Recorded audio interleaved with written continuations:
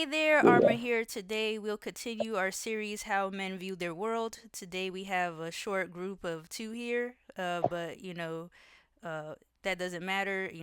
They still have their opinions and we're gonna continue. So this will be group three. And once again, some of our topics today we'll talk about gender roles in society, uh, home environments, upbringing, and we'll talk about relationships and different movements such as feminism, um, anti-feminism, misogyny, and many more topics. So I want to thank you all here today who decided to be a part of this conversation. So I appreciate you all being here. Of course, of course. Interesting to talk Happy, about that stuff. yep, happy to be here.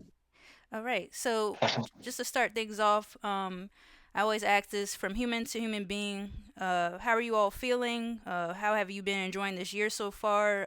What's your initial thoughts, going into this conversation? Anything like that.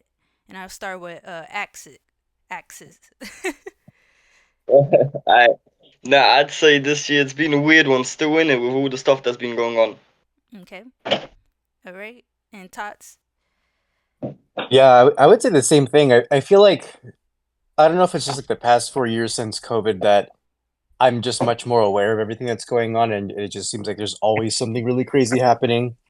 Like every single month, there's something you could write down and look back and be like, oh yeah, that's crazy that that happened. Like with in the U.S. the presidential assassination attempt, all the world conflicts and such like that. So yeah, it's Yeah, interesting.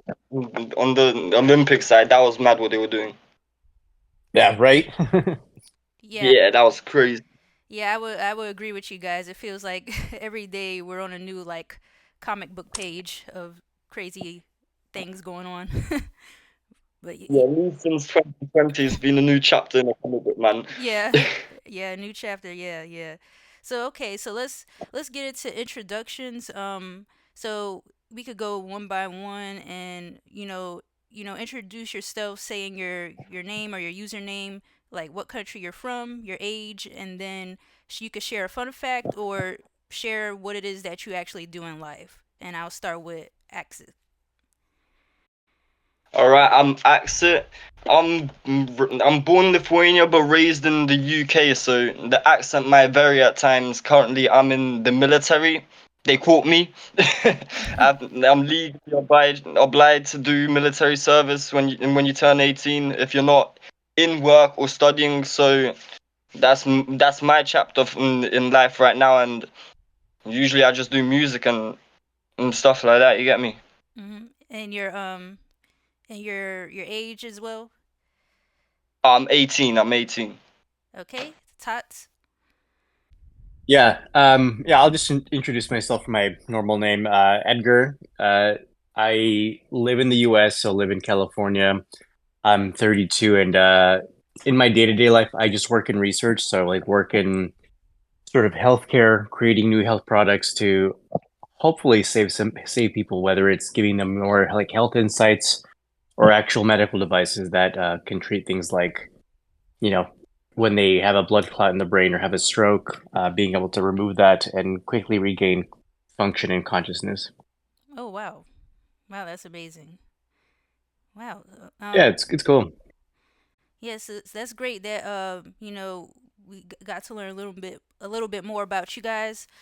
So yeah, let's just get started and let's talk about you guys' upbringing, right? So let's start with a little background of you sharing your childhood. What was your upbringing like? How were you raised to what made you like the man you are today? Like what was it like being a young boy being raised with your family? What were some valuable lessons you learned as a kid? And yeah, just give us a great picture or walkthrough of what it was like in your household. So Axel. So for me, growing up, it was more of a type of thing where the father's never around, you get me? Since young age, from the age of 1, my father was locked up until, well, recently he got out and now he's working. Then my stepdad died at the age of 8 and the other stepdad left in it. So for me, it was more of spending more time with my mother in it.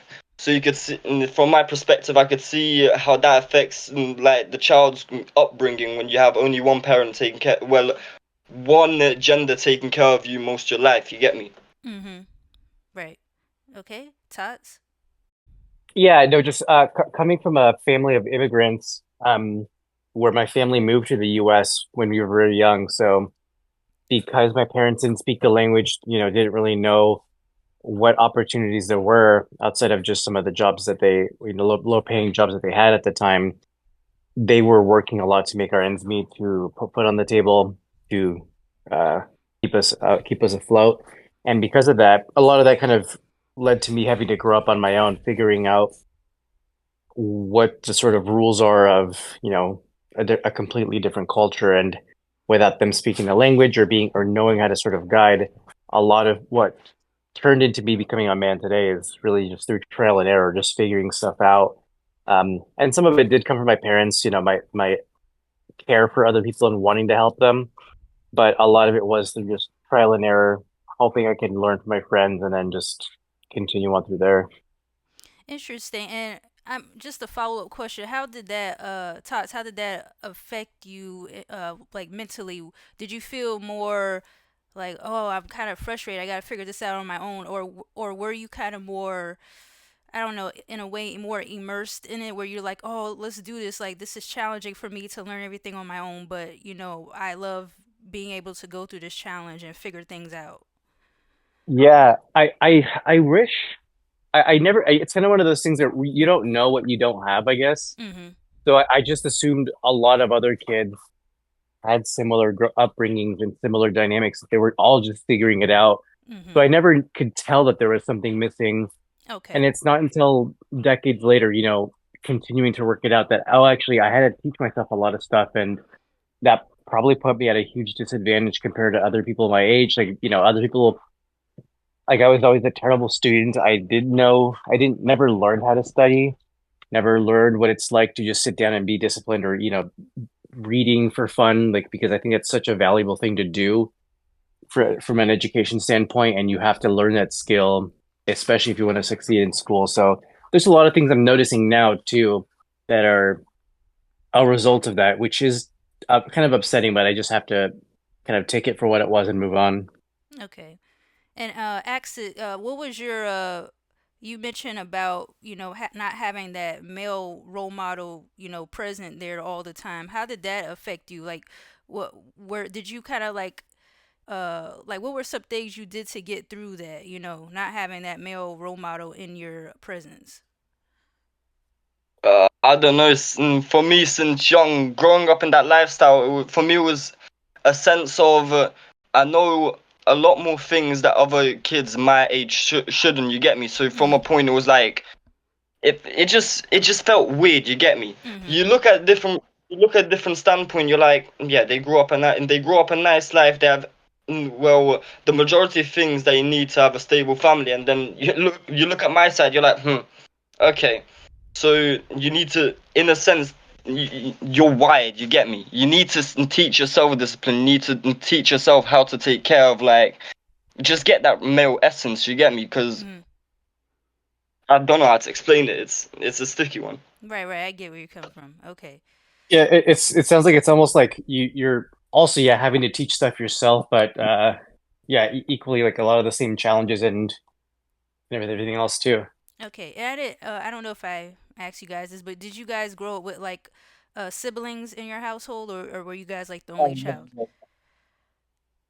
I grew up with my brother and sister, both younger than me, innit? And they were around the same time that it happened. So my dad got locked up at one. Then my sister came along when I was my sister came along when I was 6. Then her dad died at 8, and then my stepbrother came along a few years after that. And then and the other stepdad just left in it. So for me, it was just me trying to take care what I can with my family, innit?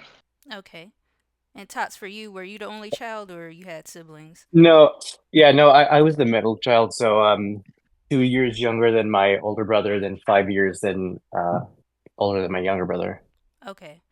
And the reason why I asked that, because I wanted to ask you guys, did you what were some things that uh what were some things expected of you? I know Tots, you you both kind of mentioned like you guys had to step up to the plate, but if you, I guess in a way, could you elaborate more? What were some things that you guys couldn't do as a young child, and then what were some things expected of you growing up?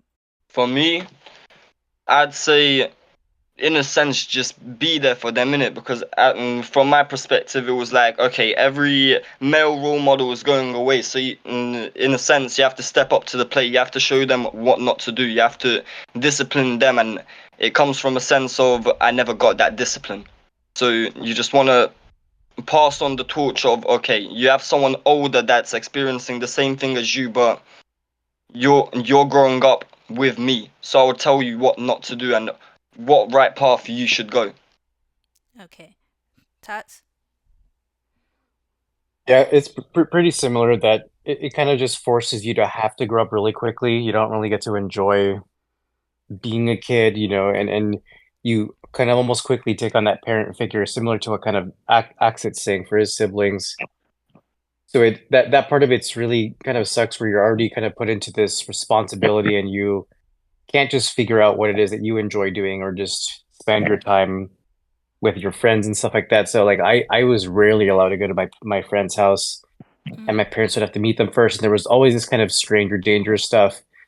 But on top of that, we had tons and tons of chores growing up, in that I would say most of my weekends growing up were doing chores, doing manual labor around the house, because they were either doing like yard work, or they were renovating some of their homes. So that's most of my memories from childhood, is just doing chores and kind of have just accepting that that's just a part of what every kid does. Okay. I don't know if you guys went to public school or not, but what, as a boy going through school, like when did you kind of notice, like did you feel that girls got treated better or more easier in a way, whether it was within your family or your neighborhood or just even at school, or did you notice a difference how the way girls were treated compared to you guys as when you guys were boys? For me, I'd say, well, instantly, yeah, it's the woman in it. It's the woman. They Mhm. always get like they always get in my opinion they always get a bit easier in it Okay. with at least the socializing, unless obviously they do something like horrendous, and then they'll get taken the piss. But in general, the way I've seen grew up and seen it, the woman had it nice, innit? Okay. Tots. Yeah, similar, like kind of. There's, I think, more of a protective element, at least what I experienced growing up around girls. Stuff like, if I think back to middle school, which is grades here in the U.S. it's grades 6 to 8, and in high school later on. Um, I do feel like there's a lot more just attention and just protection, but also I think part of the culture, especially the Latino culture, can be a little overbearing, where it's like they're trying too much to protect, or to force them to do certain things, like manipulate them into, you can't have a friends really, or you can't really hang out with your friends, you can't have a boyfriend until you're in your 20s. And there's a lot more pressures on, I think, uh girls, at least in my culture, than there are for guys, that I don't think I could handle that level of just pressure and Hmm. people trying to control what you do. Now I know one of the topics that were brought up in other groups or other panels when I did this is how girls are, or women in general, were objectified at such a young age. Have you guys noticed any objectification of like girls growing up? Whether it's catcalling or like guys trying to get with a girl. Did you notice any of that stuff, or did you not notice it at all? Axis. In a sense, yeah. For me, I grew up in a small town that was like hidden to the public in it. In our 30, I think it was 36,000. Whilst I was living there, 36,000. Every 1,000 people, there was 100 crimes in it. So growing up, you had the youngers chilling with the elders, and the elders are doing nonsense. They're trying to do criminal activity and trying to act like the bad man in it. So the youngers get the influence of that. So the way the elders speak about the girl, the youngers are implementing that into their year group, and the way they used to talk about women, it was a bit nonsensical. Mm. Okay. What were like, for example, what were some things you noticed that was said, or is that too personal to ask? No, no, it's not too personal. Mm. I think the worst one was the guys are just making bets. Oh, I'll give you 5 pennies, 5 cent if you go slap her ass. Like what? Are Oh you wow. mental? Yeah, yeah, yeah. And the guy's not thinking nothing because he's not mature enough to think what his actions are doing and what consequence it has. So he's like, yeah, as a joke, yeah, I get that £5. Runs up for no reason. I never used to get that. Oh wow. Okay, Tots. Yeah.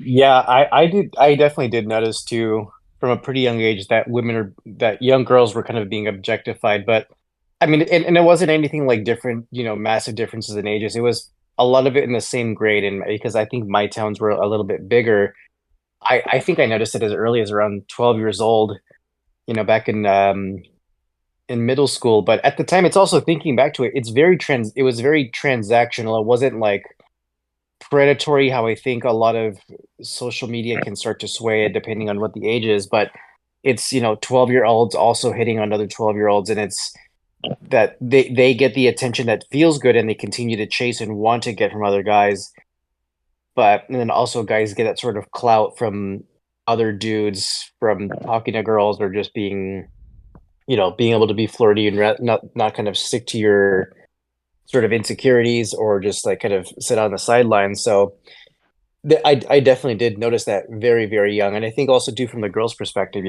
that's when a lot of your life starts to change. You become a lot more insecure about yourself. So getting that attention does feel good, I'm sure, in that way. So it's kind of back and forth really.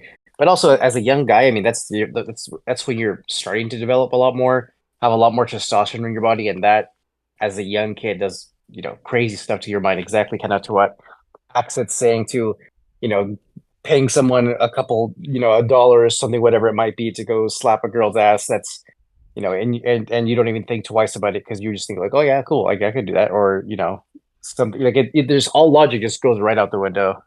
Hmm. Very interesting. Okay. All right. With that being said, I want to kind of transition into gender roles in our society, right? So let me ask you guys, in your opinion, how is a man's role in society different from a woman's role in today's society? Axis? For me, I'd say I think gender roles are important for society, but not to the full capacity due to the fact one sec, you get labeled what you need to be and not what you want. You get me? So as I say, to a certain sense, gender roles for at least the male, it should be like that. You need to have a stable family. So the male is the male acting in the male essence, and the female is acting in the female essence. So the male teaches as per se discipline and teaches what's wrong, what's right, teaches bravery, teaches how to work hard, how to provide, and the mother needs to teach, well, empathy. You get me? Like Right. empathy, being the nice woman to show that I don't know. It's just Hmm. it, Do you think how do I it's explain it? do you think it's I mean, do you think it's okay if men were if it's okay for men to, teach empathy to their daughters or sons as well? Yes, of course, of course. Hmm. Everyone's human, innit? You Right. still need both roles get that sort of empathy. That's what I was going on to the point that it's like a balance, innit? Right. Once you have both parents and they have the right gender roles, you're balanced. But once one gender, one well, the gender role falls off, you're imbalanced to the way you grow up, to the way, well, you're wired to think, innit? Right. Okay. Thank you, Tots. In today's society, I think there's always been this expectation for men having to be leaders, and that just part of these sorts of rules where we have to lead, but also not be overbearing, not be too much to where we're outshining or taking away opportunities from other people and being able to just quickly be this selfless leader that's also doing has all these things and qualifications around them. And I think for women, there's a lot less of an expectation for them to be leaders or to have this level of success, even though they can be just as successful and have just as great achievements. But I also think that in most women's cases, they're also not taken nearly as seriously, and I think a part of it is because they're straying away from that, what people's general role is in their minds of they just being this sort of provider, caretaker type of person versus this sort of original or several decades ago expectation for men to be just this provider, breadwinner, all these other things. So I think I don't know. As a guy, I feel like we're just held to uh, a very constantly changing and often unrealistic standard that I'm sure women are too, but it's just a different kind of different standard that you can't really compare the two.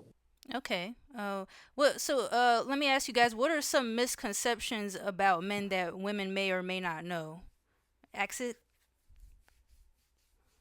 Misconceptions that women may or may not know. Mhm. I mean, there's obviously males that are more emotional than other males, but it's just a misconception that a male has to show no emotion. But if you understood goes inside of what goes inside the emotions they have in the male, you'd have a different point of view in it. Right. Right. Okay. Tots. Yeah, this is a good question. Um, I think, especially in the media, and I know it's like, a lot of our views and stuff comes from movies. I think there's a misconception that, when guys get together, all they do is talk about very broy kind of things of just like talking about women and money and hooking up with people and all these other things. And I think more men than you expect just have very real and normal conversations and relationships with their friends that, yeah, they might talk about this stuff, but it's not as like crass or like, it's not like locker room topic that you see on TV. I think most men are pretty chill, aware, kind of very aware of their sort of where they are in the world and just how they communicate to other men. That's actually pretty healthy. And I think there's also this kind of misconception that's also that there's no balance. It's there's no what's it called? It's not a spectrum. Yes, there are definitely guys that are much more broy, like the frat guy, but I Right. think most men are kind of in the middle of there, where it's not this super toxic and kind of like, oh man, I'm so alpha, talking to my other alpha friends kind of guys. Like it's, I Right. think those are Yeah. much more rare. Yeah. Yeah. Okay. Thanks. Actually, I believe you hinted at this, but let me ask you guys. Do you believe men's mental health problems go unseen? Why or why not? Well, I believe so because, as I said, it's the expectation for male to, well, not expectation, but it's the, what's the word? In a sense, it's you're expected to show no emotion. So you being wired to be like, oh yeah, I can't show this, I can't show that. It builds up inside, innit? Mhm. Some people don't even notice the mental health problems. Well, at least the males, they don't even notice the mental health problems because they've learned so hard to not for, well forget about it in a sense. Right. Okay. Tots. Yeah, I would completely agree. I think it does kind of just really go unseen. And also I think even from a young age, um, having parents or just uh, having parents or being growing up in different generations where their idea of what it means to be a man is very, very different and is kind of what people think of when they hear this sort of very old school traditional, like, oh, you can't cry, you can't talk about your emotions, you can't be sad, you just gotta be a man and toughen up and just, whatever the issue is and just work through it. And I think because there's that sort of expectation, even as little kids, sometimes you never learn how to process emotions or what to even do in certain situations that you kind of feel just really alone because and looking at everyone, especially in this age of social media where on Instagram everyone's just posting, it's their highlight reel. They're posting their best pictures and they're, oh, they're on vacation and doing all these sorts of things and no one because we never had that skill of learning how to talk about our emotions or what to do with them. We don't talk to other men about them, and it just makes you feel even more alone. And it's just kind of this repeating cycle where you think there's something just wrong with just you because so few people actually talk about it.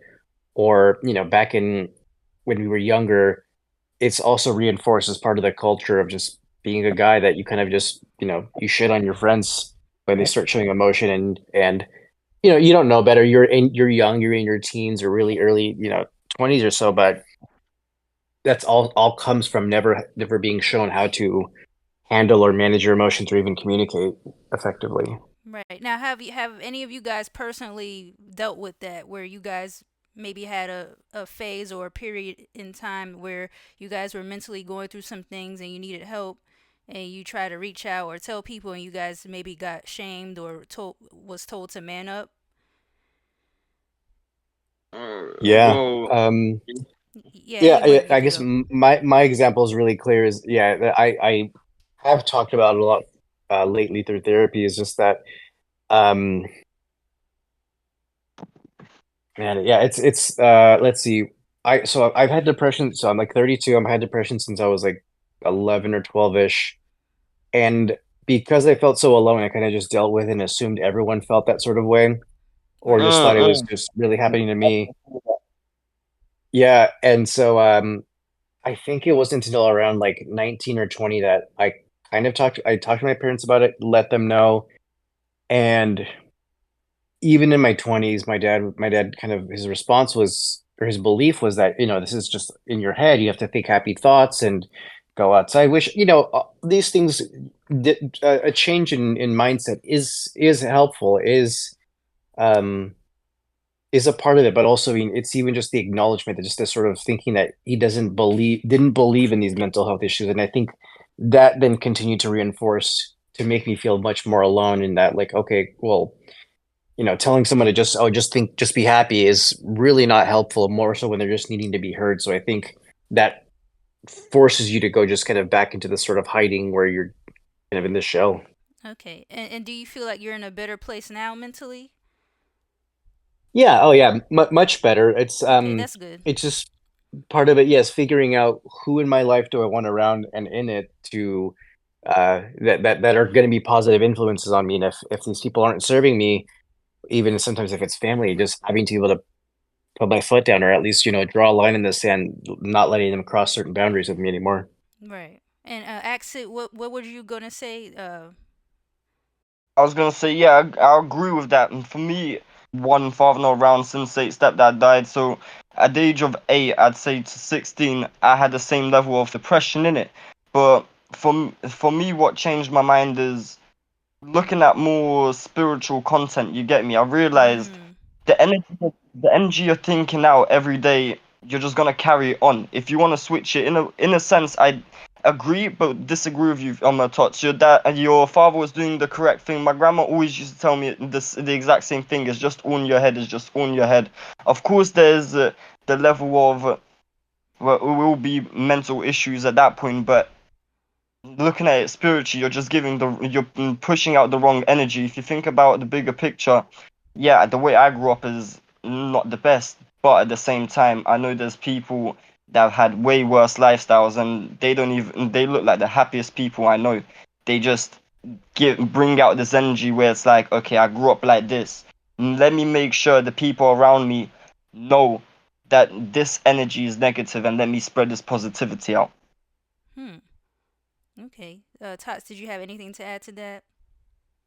No, yeah, and I agree too. And I'm curious, actually, like, so when you found that sort of spirituality, what sort of got you there? Was it this sort of trial and error? Was there someone important like a father figure or like a really close best friend that you really trusted that kind of brought you onto spirituality?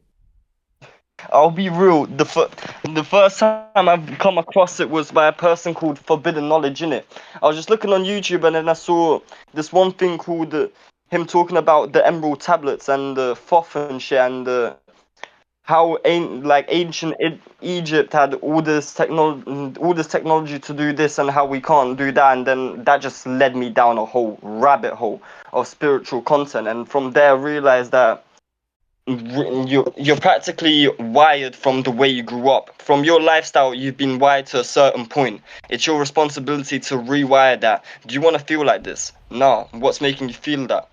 All the past and all my past. But wait, that's the past. You have to think in the present and you have to look onto the future. Is your past negative energy? Do you no? Let me reframe. Do you want your past negative energy to conflict you in your present? Nah, do not. Wait. I let me think of things differently. Let me think of things differently. Very interesting. Yeah, yeah, it's crazy to think just even how different even is, yeah, because thinking back to like kind of when I was in that same sort of space where I just really needed something like that to help pull me out of it, remembering that, yeah, this is back in the 2000s. I mean, we barely had a home computer that you can plug into the internet, and a lot of it was kind of used by one of my other brothers, so I rarely had access to it. So I think that also Mm. definitely added to that feeling of alone, because I didn't, YouTube didn't exist back then, so there wasn't anything I could really turn to start finding out this type of information. But exactly like you're mentioning, Alex, I've, there's been books and stuff that I found along the way and videos, but that wasn't, until my later 20s, where it's similar-ish spirituality, where it's just something that really resonates with you, that makes you like, oh yeah, I can move past it, and just being able to accept and move past what's already happened, finding ways to learn from it, and then whatever that variation of it is. But um, not having even just the access or resources towards that, and I think that's kind of what I really wanted from a parent figure, was just some bit of way to help me reframe it, but also while being heard too, because I feel like in a lot of the videos that you're mentioning, or at least in spirituality, that sort of frame, that the sort of structure, part of it is acknowledging what did happen, and I think that's part of what I really needed, was some bit of acknowledgement that something was going on, but it's okay, and this is how I can move forward. For me, in a sense, the way I describe it, you have therapists, but at the same time, if you go and delve deep in spirituality, spirituality is a form of self therapy. You're teaching yourself what a therapist, in a sense, would say to you. Right.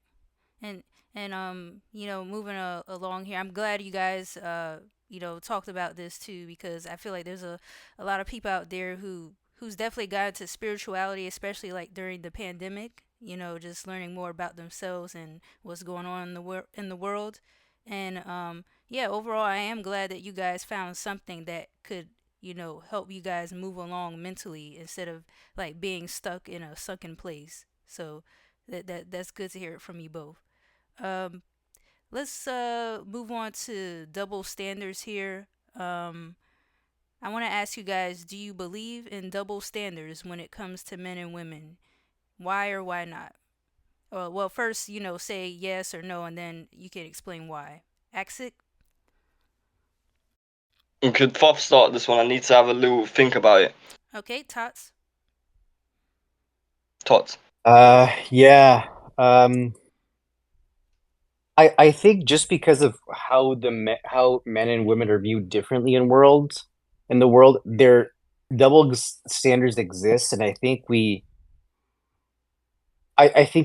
try so hard and at least in today's culture, to be like, no, like these shouldn't exist. And part of why they exist is to acknowledge a difference in either expectations, or what's us how different people achieve something. I think I'll pick an easy one. So like, for emotions, for example, women are really encouraged to be more emotionally expressive, and they can express anger or frustration, and people are just willing to, it's okay, and that's just a part of it, and people, can come to their aid or just talk that out with them. And there's all this sort of strategy for how to support them. But for men expressing emotions, especially things like vulnerability or even anger, it's kind of met with a lot of just backlash, like, no, you don't get to feel this, or you don't get to express this, which I think it's silly to think that double standard doesn't exist, but I think it's part of it's acknowledging that there are different expectations out of society for the two of us, that We have to acknowledge, and we can't just pretend like it's all equal when it's really not. All right, interesting. Aksit, are you ready with your answer or Me practically sum down the same thing I'd say, innit? Realistically. okay? All right, so Yeah, another one I'll bring up that I'm curious what your thoughts on Exeter. I guess if you feel similarly, being kind of a lot younger than me, when it comes to things like sex, for example, there's also this double standard of if a guy hooks up with a lot of girls, he's considered sort of player, and that's sort of celebrated. But for women, they're it's a lot more of a derogatory view of them. But I think part of that double standard is also acknowledging that it's completely different to get to those two things. I think because there's so many guys that are just horned up and testosterone flowing through them and just want to put it in any hole they can. It's a lot easier if a woman goes out and asks a bunch of guys to sleep with them, and there's probably a very little effort to get to, let's say, I don't know, three people versus a guy getting there. It's a lot of work and a lot of pursuing, a lot of rejection, and the path to get to that same number is very different. And I think, yeah, it shouldn't be the case. Like women shouldn't be seen as sluts or anything like that. But it's we should acknowledge that it's not the same. It's very different to get to there for guys versus women. Of course, there's more of a, if you put in terms of a game, there's more of, you're on that league if you slept with that much. You're on the lower league if you slept with less. But I just simply don't understand that. From my perspective, me learning about, for example, animism, all is one and one is all. Double standards, yeah, it's a thing, but it shouldn't exist. If you are me and I am you, then think about it. We both have to have that sexual control. For me, if a guy sleeps with too many women, I'll find him disgusting. Yeah, you're playing a game, you're playing a league, but at the end of the day, do you feel proud of what you've done? Do you feel any more, what's the word? Do you feel any more full with what you've done? And the same concept goes to a woman. You can't control your sexuality, you can't control your sexual impulses. Do you feel fulfilled by what you've done? I don't get it. right, right. I'm glad you guys brought this up because in our next segment here, going along with double standards, you probably guys will, most likely elaborate on these again. But I found this blog site, i.e., couplescounseling.com, and it mentions a couple of double standards. And I wanted to read a few of them to you guys, and you let me know whether you believe the statement is true or false, and then you can explain your answer for each one if you would like to. All right. So the first one is women who want to cuddle are affectionate, but men who want to cuddle are needy. And I'll start with Exit here. Bro, everyone wants to cuddle, man. It's not need or Yeah, I completely agree. Okay. So do you It's not even guys just people, dude. I mean, okay. yeah, it's not even people. It's animals too. I have a big old dog, and he just constantly comes over all the time to just lay down So with I'm me. guessing you guys are both false on that. All right. Number two, a married woman without a job is a housewife or homemaker, but a married man without a job is a failure. Acid. for me, in a sense, that's where the double standard plays in. Because I'd say, well, growing up just on my mother, well, mainly on my mother's side, she had to be the provider, and I feel like obviously we can't deny the fact that there's still not mental, but there's still a more physical difference between man and woman. Her working as long as she has, and if it was a different position, that if there was a proper father working in her position, I reckon it would have ended up, well, a better situation. I reckon it's not a failure. You're not a failure, but at the same time, if if you're not getting up to the capacity, I'd say you're not disciplined enough. You've got into your comfort zone. Okay, so are you more leaning towards true or false on that one? I'd say 50-50. Depends on the situation, realistically. Okay, Tots.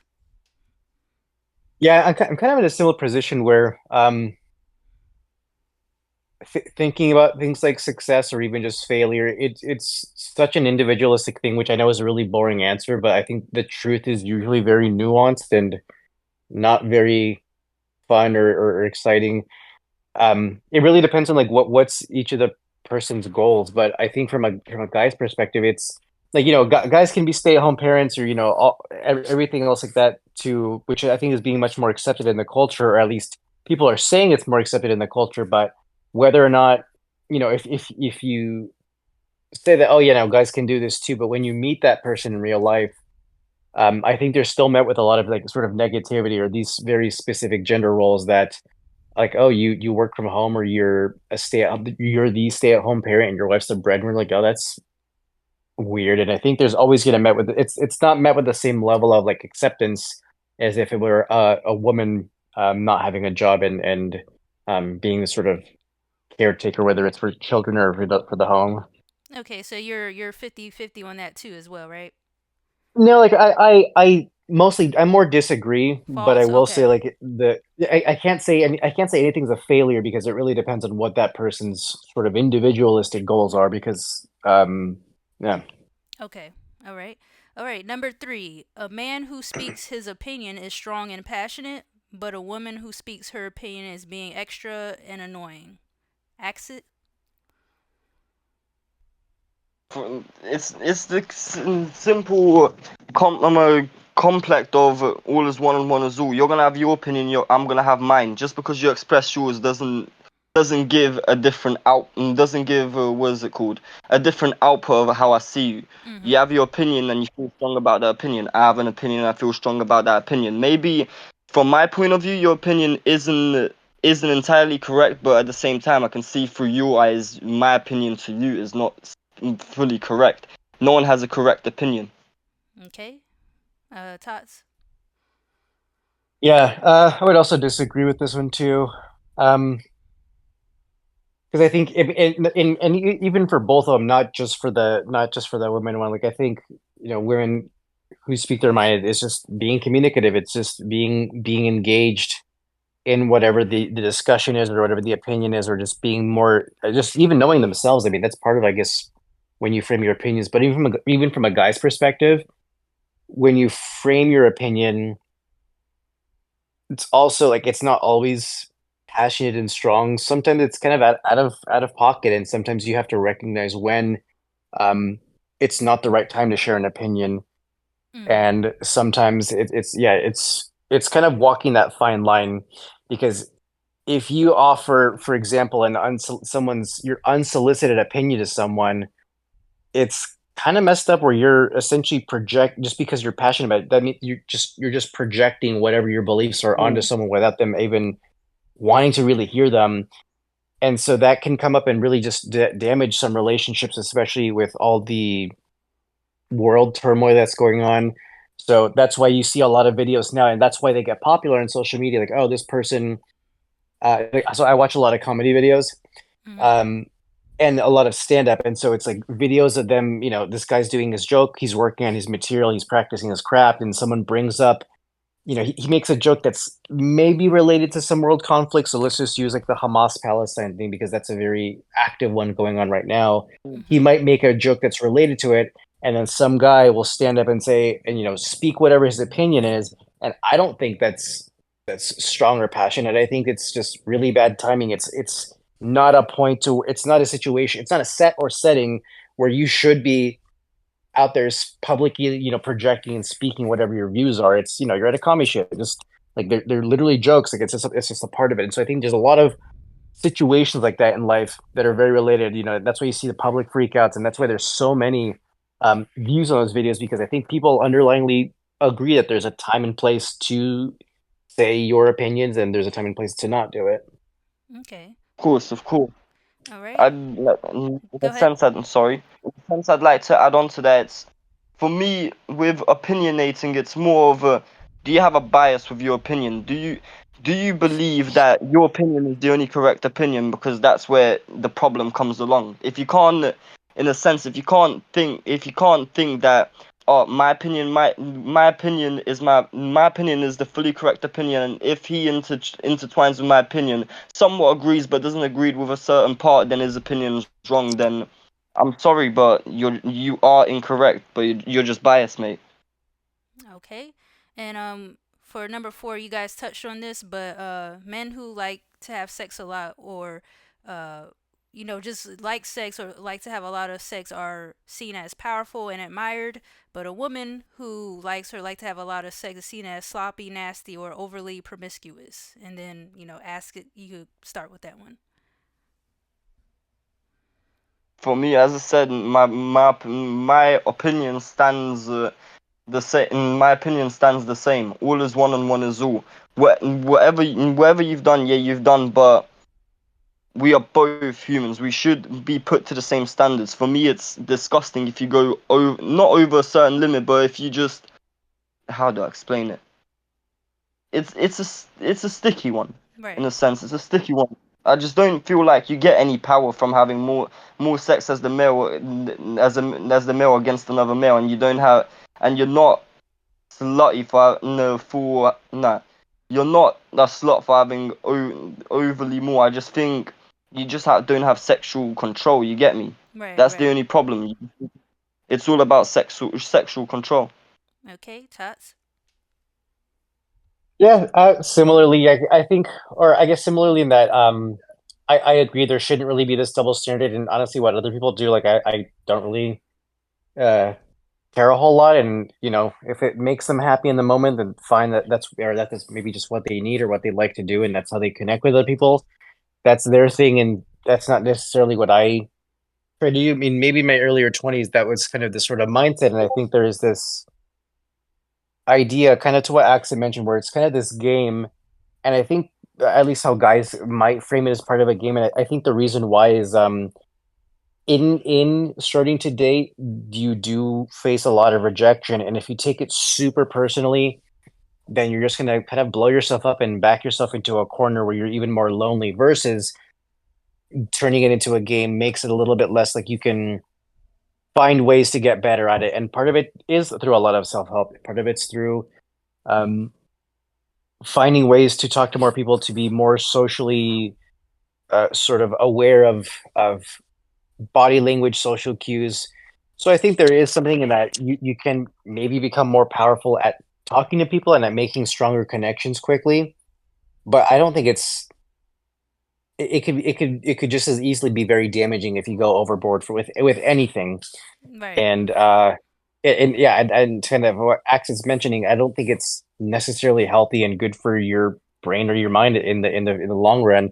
And for women too, like yeah, easily they should be able to do what they want, and that's kind of their own prerogative. And I think it's just I guess it depends on how you're using it. If you're using it for both women and women for coping to avoid some other work you need to be doing, and maybe you didn't get attention from family or certain people in your life that you're just seeking out this attention and that's your way of getting it. That's one thing versus kind of if it's just something you enjoy, you're safe and respectful about it, and then that's a completely different thing. Right, right. And Tots, for number 5, you touched on this before, but I'll just say it again anyways. So, a woman who cries is seen as in touch with her emotions or feelings, but a man who cries is seen as soft or weak. Ack, you can start. I don't know. I don't know. I don't feel strongly about that. Obviously, there's a double standard of, oh, if you, as a male, if you show more emotion, you're just not capable to the task. But at the same time, some people just don't want to hold it in. They don't want to. They just don't want to hold it in. Affects you mentally, realistically. Okay, Tots. We're all humans. We're Right. all humans. Yeah, it's one of those. It kind of depends again. Like as a whole, I disagree, but I guess with both of them too. Like it really depends. Like I always like to think in extremes. So is this statement true in extremes? If a guy cries, is he seen as emotionally weak? Like, well, no, I don't think so. But okay, what about if he cries at everything that happens in his life? If Oh, yeah, I was just That's thinking that, like, oh, yeah, and sorry. it's for Oh, sorry. Go ahead. Yeah, go ahead.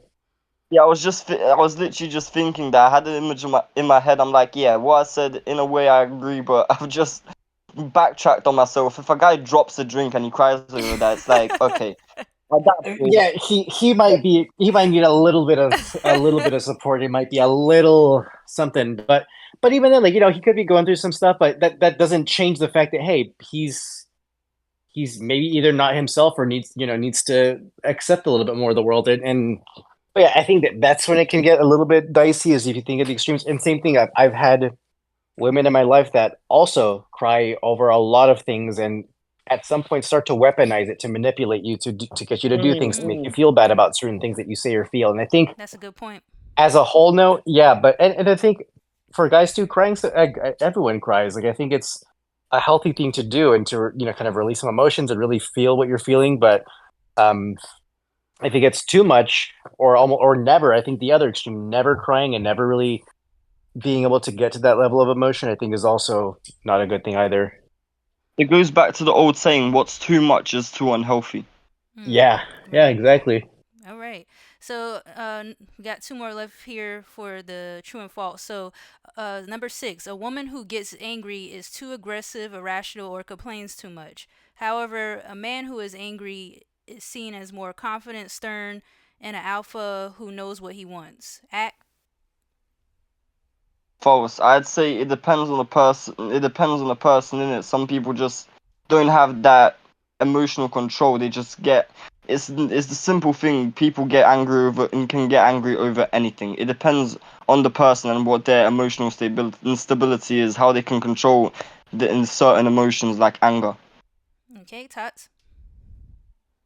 Yeah, I would say the same. And I think it depends on how you express it. I think there's very good ways to express anger and to use it creatively and to really, because I think part of that passion and idea is like, okay, if you're really passionate about something, you can very clearly explain exactly what it is you're trying to get at without turning it into a personal attack.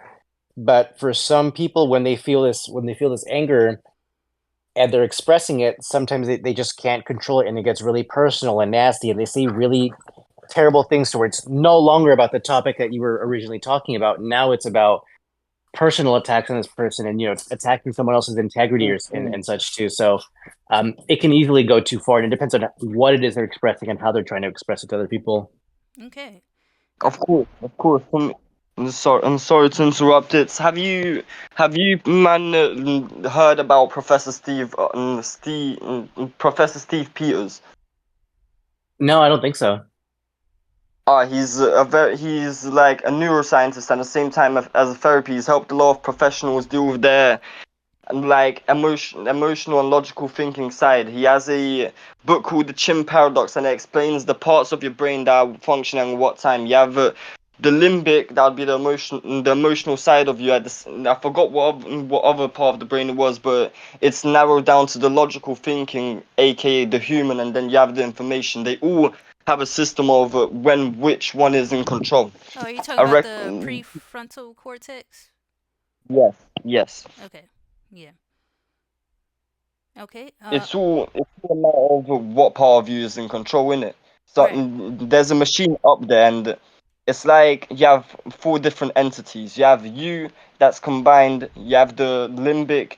You have the prefrontal, and you have the information. The information you've gained over time. The prefrontal is your logical thinking, and how can I be smart? And how can I be smart about this? How can I be efficient? And then the chimp, it's what gives you awareness, like fight or flight. That's your chimp. Your Mm. emotional side, if someone said something that you didn't like, the chimp's instantly jumping on that and thinking, nah, I don't like that.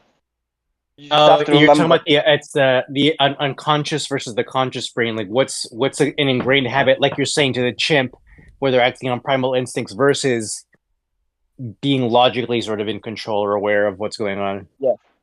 Yes. And you just have to remember, everyone lives with a chimp. Everyone lives with the limbic system. So the way you talk to someone, you have to remember that. Are you gonna phrase the sentence in a way where it's gonna activate their chimp or their logical thinking? Are you gonna say, for example, how can I say this? You are not. What sentence can you use? Like, if you done something wrong, are you just gonna say you're stupid? Because that's the wrong. That's the wrong way to go. You're instantly gonna activate the chimp, and he's not gonna listen to you. He's just gonna think this guy's a. Or are you gonna go with the logical thinking, knowing that he has a chimp, the emotional side of his brain, and be like, oh, you did that incorrectly, but there's room to improve. Hmm. Wow, very. You're just going to go from a sense of, oh, he'll think logically, he's not attacking me, he's just saying, okay, I did something wrong, but I can improve. There's no point of unleashing the chimp. Right, right. Very interesting. All right. So let's go on to number 7. A man who is being abusive to a woman or being abusive to women or inappropriately touches women is seen as a predator, dangerous, a criminal, or very disrespectful. However, a woman who is being abusive or inappropriately touches a man is seen as playful, flirtatious, silly, or crazy and wild. I'll start with you, Ak. There's predators all over. It don't matter what body you're in, it's still unacceptable. It depends if the person felt comfortable. Did she give you not even the hint, because people can comprehend the hint as the wrong thing? Did she want you to? Did she give you like permission? Did she hint to a point where it's like, okay, yeah, I understand that fully. She wants to endeavor, or are you just being, are you just being not stupid, but just weird? You get me? You're Right, just it's basically it's not assault, but it's just inappropriate. right. Tots? Yeah, same. I think that the guy went. Yeah, that's an obvious. Uh, I agree that that guy's yeah predator, but yeah, I think predator come in all shapes and sizes too, and I think again thinking about the extremes, I've seen girls in my life that are especially in college or in university that everyone just kind of gives it the excuse that they're massive flirts, and then suddenly now they're flirting with a guy that they know is in a relationship, which um who has this girlfriend that they care about a lot, but then she's continuing to pursue it because she either wants the attention or something else, and people continue to dismiss it. So I think it's both of them kind of being very manipulative or this predator or just kind of going up with their own selfish interests. So I think it can exist in both. Yeah. Okay. All right. Well, there we have it for our truth and false double standards. And I want to kind of continue with the double standards a tad bit here. And I wanted to ask you guys, uh, in your opinion, is it okay if a woman is more masculine and if a man, tends to be more feminine? Ack? For me, let's round this down to the first questions and to the first things I said. Mm-hmm. Growing up on a, it's all about balance. It's the way you grow up and the family orientation you have. Your parents, they're gonna have either balanced or an imbalanced life, and that can run down from your mother or father, and the way they interact. If one part is gone and you grow up in a more feminine side, you're gonna have an imbalance to the more feminine features that she pulls out. So that she not pulls out, but that she puts on you, because no one's truly masculine and no one's truly feminine. It's all about imbalance. Mm. What balance do you have? Okay, Tots? Yeah, no, I completely agree. I think we need a healthy balance of both of them for sure. All right. Okay. In you guys' own opinion, some people may see the term as high value man as a man who, has his life together. He's very confident. He has all his priorities together. He could get any woman that he decides that he wants, rich, successful. That's how people may see it, as the stereotype of a high value man. What is your definition of a high value man, and also do you think yourself, do you think you're a high value man? And I'll start with Act. For me, I'd say a high value man is that you have to be rich, you have to be strong, but nah, for me it is a high value man Are you capable of protecting your woman, and are you capable of making decisions that won't lead to the downfall of both of you? Hmm. Okay. And would you consider yourself a high value man? In this moment of time, no, because I'm endeavoring in different stuff, and I don't think the things that I'm doing right now would be, what's it called? I Uh, don't think it would be effective in a relationship. That's why tend to stand away from that. Until I get my shit together, I'm mm, not gonna bring a second part with me.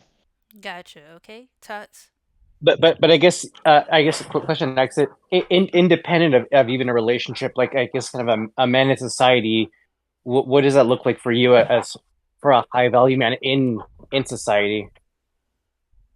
As I said, for me, a high value man is, of course, you're there to provide, but is your decisions in providing leading to the downfall or to the upbringing? You have to think in terms, every woman that you're gonna get with, they're counting on you, but you're counting on them to give you stability. Are you a high value man enough to, yes, provide, but just just be there? Not in the sense of, I'm a total simp, I'm just gonna agree with everything she says. No, are you, is your decision making on the right path? Is the way you're gonna protect the family on the right path? I Uh, don't know. It's a sticky one to wrap my head around. It's just I don't know. It's more about, and can you protect, and can you make right decisions? It's nothing about money. Yeah, yeah. Other people have the standard of, oh, you have to have bare money to be a high value man. No, do you have enough money to pay? Do you have enough money to pay the rent, or go 50-50 with your other spouse to pay the rent? Yes, all right. You are there. You're not going under the limit. Obviously, there's parts where people have debt, people have money issues, like, how do I explain it? so like being It just, responsible.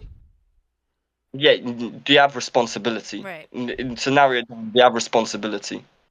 Okay. Tots. Yeah, I try to think of it as the most general term is just that I guess for me it's really just a man that lives with integrity. Like I do think there is some definition of a high value man, and for me it's someone who lives with integrity, and a lot of it kind of comes down to the thoughts, words, and actions all being aligned. So I don't think it has to tie to things like money because there are very high value men in a lot of these positions that don't make a lot of money. So if you think of teachers, for example, at least in the US, they make absolute terrible pay.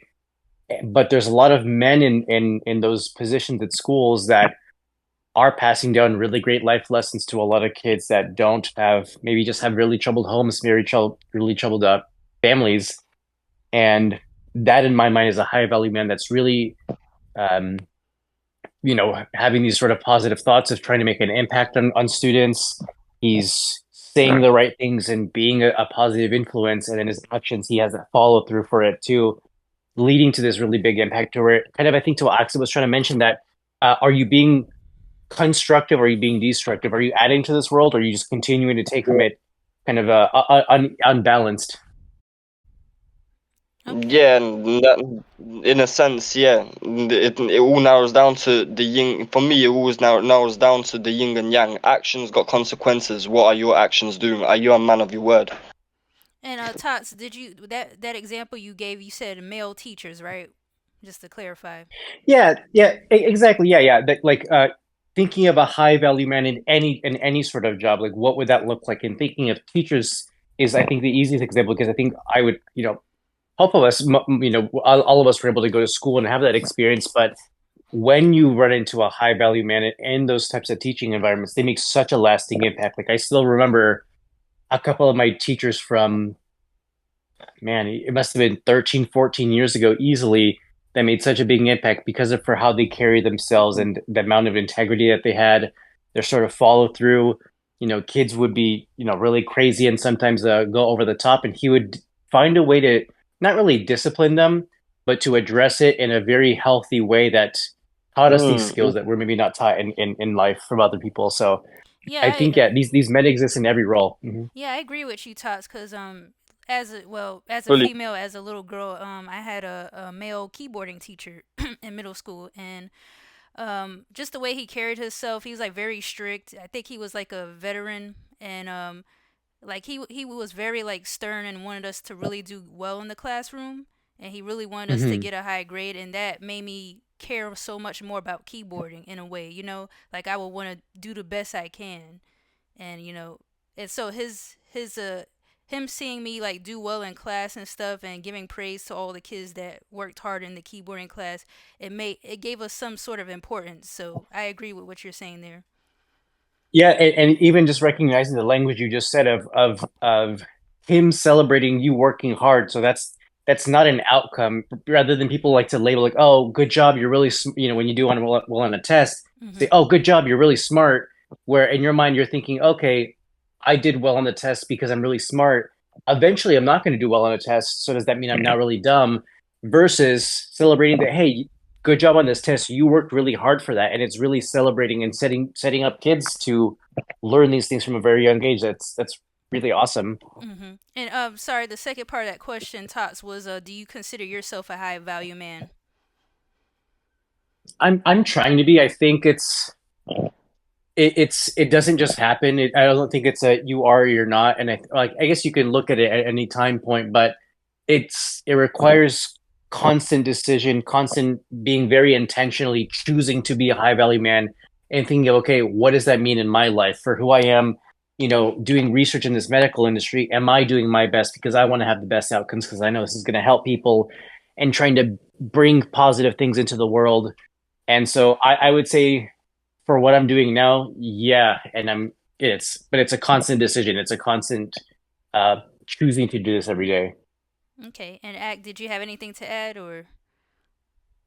Nah, I'm good on that point. I just fully agree. It's what kind of impact you have on the person around you. Okay. All right, guys, let's move on to relationships. All right. So, what do you look for in a female partner? What qualities must she have? And I'll start with you, Act. For me, don't be a. Oh, okay. Can you elaborate? Well, are you discouraging me, or are you trying, or are you the person for me that's making me better every time I chill around? Am I there just reaching for you and you're not giving it your all? Or are you giving it your all in this relationship, knowing that everything will be fine? Okay, Tots. Yeah, funny. I completely agree with Aksit, and I think just especially yeah, if you're overall a net benefit to my life or not, like I think I've had a lot of dating experiences. I've been kind of in a relationship since I was 12, which is about 20 years now. And I've been with women that were just really, really terrible for me. They're the kinds that would, not be able to hold their liquor. They get really drunk and then now they're starting arguments and I don't want to get pulled into that. I don't want to get pulled into a fight. I'm just trying to like chill and hang out. And so there's a lot of these women that just that I've dated in the past that just couldn't regulate their emotions or couldn't handle them sometimes. Or sometimes they would do a better job of it, but then now it's suddenly I'm taking on that response or they're kind of pushing that responsibility onto me for me to start to handle that. So I think it's someone who's got their stuff together and can overall benefit my life. I think no one's going to be perfect, and I think there's in any relationship that's a whole part of it because we need other people. Um, I'm going to be feeling like crap sometimes, and I'm going to need that sort of support that I'm providing you. So, but it just so making so it's not so uneven that I'm always having to kind of step into this position where I'm fixing their problems, or they're always bringing in a lot more problems to begin with, and they are benefiting my life. Tots, you mentioned about being, I guess with women who are maybe aren't as stable. Do you feel like part of that is because of your decision towards like I guess choosing which woman you would want in your circle or in your life, or do you feel like you just kind of went in there and went with the flow and then you started to realize who they truly were? I think it's a bit of both. I'm sure on some level, I sought out these uh, women who weren't healthy for me because they had that familiarity where I've had Mhm. some quite a bit of dysfunction in my family or in my childhood where this is familiar for me, so I'm going to stick with this because I know what to do in these situations. And then other times, people put on this sort of you're when you're in the early stages of dating, I honestly feel it's like the first 6 7 months they're putting on their best selves for you, and I do that too before they eventually kind of settle in to who they really are.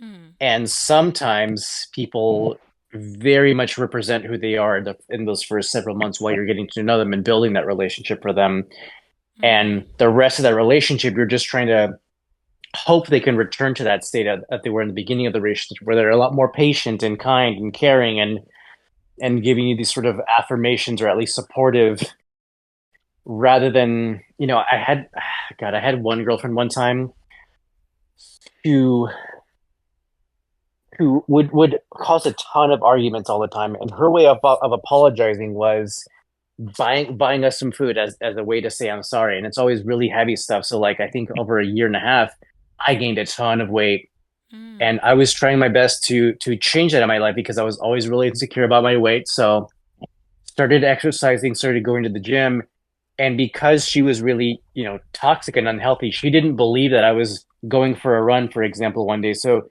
she literally drove around in her car with her younger brother and friend in the back seat all around the city trying to find out where I was running because I told her I was running, just to find me and then kind of like give me shit for trying to get into shape. And a lot of this was just sort of this emotional kind of manipulation, which I feel like she was trying to get me to not change. So then I would continue to stay with her because if I lost weight, then I would, could do all these other things to start recognizing that maybe she wasn't healthy for me and making these other life changes. So there's people like that I've definitely dated that just really impacted me. And I think I sought her out because she's felt familiar versus was genuinely good for me. Mm. Very Mm. interesting. Wow. What effort are you bringing to the table? Are you equating to the same effort I'm doing? Because the action without reaction is nothing. Right. Okay. Let me Yeah. let me I'll ask. also add too. Go ahead. Mm-hmm. I'll also add that. Yeah. Just I mean, I think it'd be silly to say like looks are a factor, but they're not everything. And I think you know people have learned and made that mistake before, and that's why it's a kind of a known thing. And I think I mean you have to be attractive to your partner, and he's equally for you. You got to be able to put in the same effort too for staying you know fit if that's the case, or whatever, making sure you're bringing your best self for the relationship too. Mm. Right. Right. Okay. So, uh, going off of that, what are some turnoffs or red flags you guys have about women? Ack. I don't know. It depends on the woman, realistically. I don't know. Okay. Tots. Yeah, you're talking about just in the context of dating. Yeah, like if you like in a female part or like or just maybe from experience or just in Hmm. general if you're looking for a future relationship, like what are some things that just turn you off, like, or is there certain red flags in general? Yeah, I can think of one right off the bat. It's like, and this literally only I only feel this way because I've had so much dating experience. Is that not having any hobbies, as weird as that seems, it has become a red flag for me that I had used to kind of screen people out of my life, or potential women out of my life, because more often than not, from what I'd recognized was if you don't have that passion about anything at all, and you don't have any other hobbies, where a lot of the time when you're free, you just sit and watch TV. You don't like to read, you don't like to draw, or even just try new things in general. That's usually a red flag because then in those relationships, there was this sort of expectation where we had to spend all of our free time together just doing really nothing. And if I had my hobbies, um, it would be kind of discouraged because it's time away from us. Whereas in reality, like she just doesn't have her own thing. Like I feel like you have to do have hobbies because it's good for you. Like it makes you a better person. It teaches you that Mm. discipline and following something through and learning something and making mistakes. And I feel like if you don't have hobbies and you don't have passion about anything, then really, what are you? Yeah, it's just, Right. it's always been a red flag. Yeah. Mm-hmm. Okay. In a sense, for me. For me, it would be like, I don't know. It's not instantly, oh, you're looking for a red flag. If I'm met with a woman, I'm not gonna instantly think, oh yeah, this woman's gonna be mine. Nah, I'm gonna be friends with her. I'm practically writing a scout report in my mind, innit? How she's acting, and then from there you go off as a checklist. Is that, do you like that? Do you not like that? Do you like that? Do you not like that? You just see how they act. You just see how they act and what they say. If they say something like, yeah, I'm gonna do that, and the next day they just give up and they're like, ah, yeah, that was just a thought in the moment and I don't really care about it. For me, in a sense, that's a red flag. If you're sticking to something, stick to something fully. Okay, I just wanted to add something funny. Okay, so what if she has like a terrible ugly laugh but a great personality? Would you still consider her? Yes, of course, it's unique, you know. I don't care about the law. Okay. Okay, what about You you, can't Tots? control it.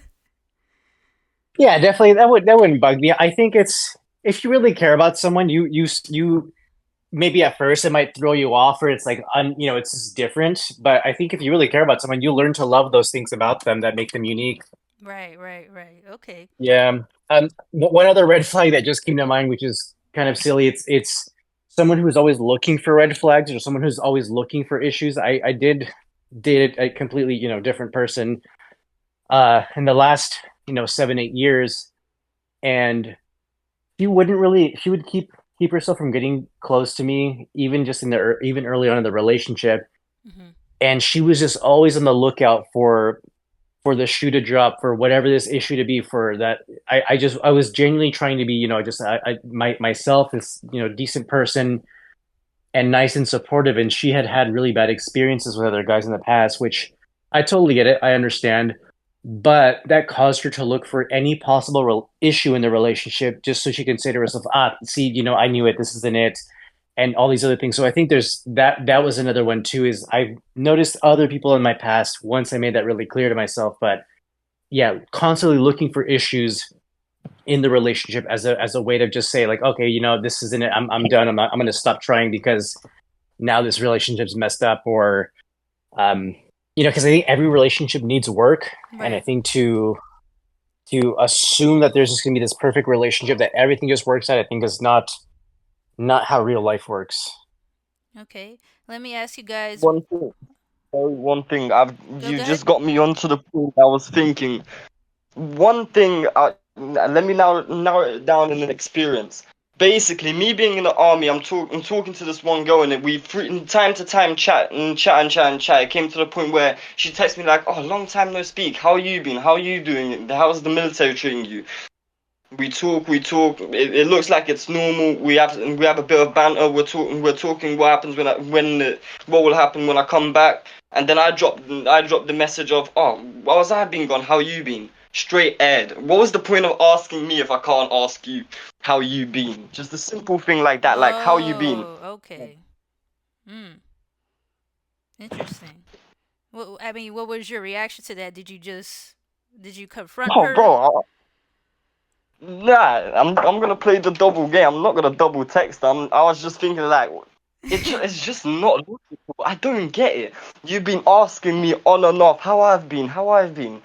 How's the military treating you? How was you in that base? And then how was you in this base? Alright, fine, fine, fine, fine. We're texting. Oh, I text her. How you been?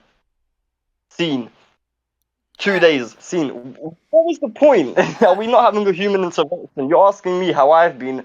Why can't I ask you how you've been without you just not saying nothing? yeah, I feel you. I feel you. And I feel like, you know, we'll probably talk about this later in the conversation, but social media plays a part to that too, because, like, you know, how Instagram has the seen thing where it shows people have seen your message. I feel like that messes up our mentality as well, because it's like, oh, they seen it, you know? And I felt like if Instagram didn't have that feature, we would kind of be like, oh, I don't know if they saw it or not. Oh, that and also just like that drives me crazy. Oh, that used to drive me crazy a lot more, especially when someone's like, "Hey, I got to talk to you about something," and then you're like, "Okay, what?" They're like, "No, I'll tell you another time." It's like, "No, dude, you brought this up. You have to tell me now, like, 'cause otherwise, it's messed up, dude." Yeah.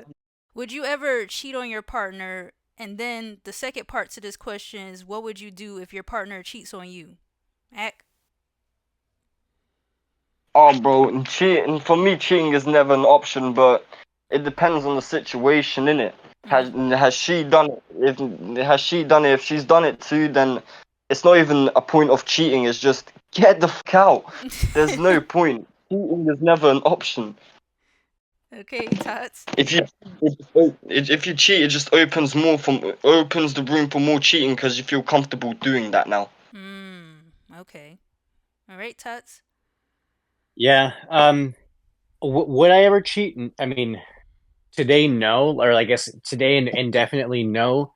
In my younger days, I definitely did and absolutely hated how I felt about myself as a result of it, and even for what I've done too. And I think I definitely was in a point where I lacked integrity. I lacked that awareness, and I think part of, I guess, in my mind, being a man is having to be able to accept that, hey, I did something fucked up, and I don't have that doesn't have to be me as a person, and or who I am. It doesn't have to define me, and I could just move on from it, apologize, do everything I need to, and then continue to change my mind after that point. But I think for where I'm in life now, yeah, I mean, well, being married, um, obviously would never cheat, and if I were cheating, I mean, I'm kind of in the same boat as Aksit. It's just I feel like people have this expectation, like, oh, you just have to work things out. I guess in a marriage it's a little bit different, but like in a relationship, especially in your 20s, like, dude, no, like this, there's so much life to be had in front of you, millions and millions of people out there, and I think there's some things that should be worked through. I don't think you should break up or break things off in a relationship at the first sign of an issue, but I think, yeah, cheating is definitely one of those that's where it's It's I an would, yeah, it's an immediate, yeah, no, yeah. Okay. Yeah, no, it's practically you have a sinking boat. You're not on land. You don't have a hole inland. You're literally sinking in the ocean. There's no repairing that. It's opened room for more. You've literally breached open. You've made a hole in the ship for water to sink in. You're going down. Exactly. And a lot of Great that comes back analogy. down to the communication. It's like it's a need. It's like, okay, well, why did this happen? And a lot of those conversations don't take place where I think it's often the guys assume to cheat, and that honestly probably statistically might be true. And it's like, well, why did you cheat? And oh, are your needs not being met? Then why are you not communicating your needs instead of just taking it upon yourself to go and find it somewhere else? And I think it's, yeah, that's unrepairable and shows other issues when cheating does happen. It's always, I feel like it's often an issue of something completely unrelated that's an even bigger issue. Mm. Mm, and from one point, it's more likely the excuse that the woman's not insecure that you're gonna cheat. She thinks you're gonna cheat, and then she has the obligation that, oh, I need to do it first. Bro, if you're in a relationship where you think your spouse is gonna cheat, either talk to them and see that talk to them, and you'll see how they respond and how they react to the question. If more time, if they have no implication of doing it, they're just gonna talk normally. But you'll see psychological signs of them actually thinking it. At that point, if you figure out that they want to cheat, it's also a no go. They're still having the thought. It's like the Titanic. You're having the thought to go into the iceberg. It's literally right there, and then there's the open ocean, but you're aiming into the iceberg. You're thinking about the iceberg. It's like what? Mm. That if you're not on the same wavelength, just I'm sorry. There's no point. Do you, in your opinion, do you guys think people should get married? And are you aware of like the marriage and divorce rates where you currently live? And I'll start with at. For me, I don't know the divorce rates, but for me, it's the thing of maybe it's just me being young still. Being 18, I'm still not thinking that much ahead of time, but Right. the way I see it, my opinion might change. I'm never going to say, oh, I'm going to stick to this opinion. It might change over time. People change. But for me, it's the simple premises of you're signing a paper, yeah, you have a ring, you're showing off people that they're with you, but they should already, at a certain point, they should already know they're with you. And I don't know, it's just the simple fact of you having to write a signature, some papers to the government to say, oh yeah, you're together, you're meant for one another. I don't get that. If you know you're meant for one another, you just should know. You're paying the government to officially announce you as together. Were you not together before? Mm. Okay, Tots. Yeah, yeah. Honestly, if they find someone right, I think definitely I support marriage, and I think it's great. Like I'm very happy having someone who very much is committed to me and loves me and cares for me just like I care for them, and it's a really great feeling. But also on the flip side, I think yes, that the marriage rates are very high. I think in the US it's something like 50%, but also that statistic is definitely skewed in that if you get married and then you get divorced, so let's say that's one divorce, and then now you get married again and get divorced a second time, you're counted twice as part of that statistic. So it's definitely swayed. Mm. But I think one mistake is that just people, yes, I definitely support marriage and I think it's great.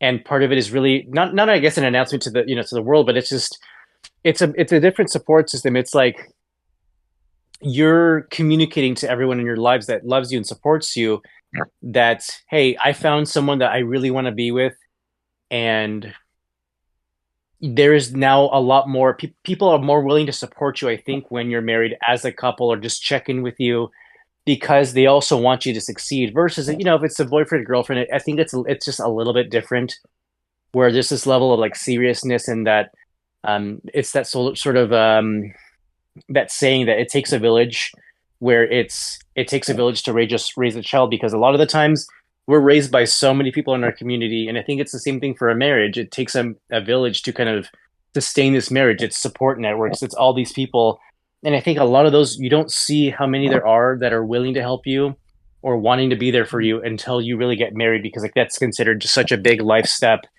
and signaling to everyone else that you're really serious about this and you want to um, stay with this person and have that sort of support. Um, on the flip side, though, I think people definitely either get married too young or don't properly vet the person that they're marrying. They don't ask these harder sort of questions earlier on to really understand who they are, because the biggest thing that I think drives successful marriages outside of the typical things like loyalty and respect and all these other things, and is really the shared values.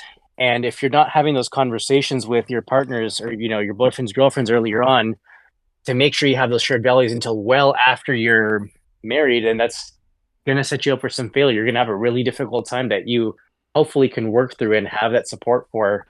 I mean, I've had friends that and family that just kind of got married later. They don't see eye to eye as they're having kids now on what their parenting styles are, which are drastically different and shape each other from childhood. I don't think anyone is right or wrong in that sort of way, Mm. but I think it's completely different approaches that just don't match together. So, like for example, if your spouse suddenly they're very religious, they have this upbringing that you just never talked about, that hey, I want them to go to this Christian school and I want them to be enrolled in this and a pub and this private school and all these things, and your partner might say actually like I don't agree with that at all, and if you've never talked about these things, you're kind of setting yourself up for arguments or at least huge misunderstandings because you don't know how important this is to someone uh, until you're at that point. So I think people don't do a very good job of vetting each other to make sure they have those shared values.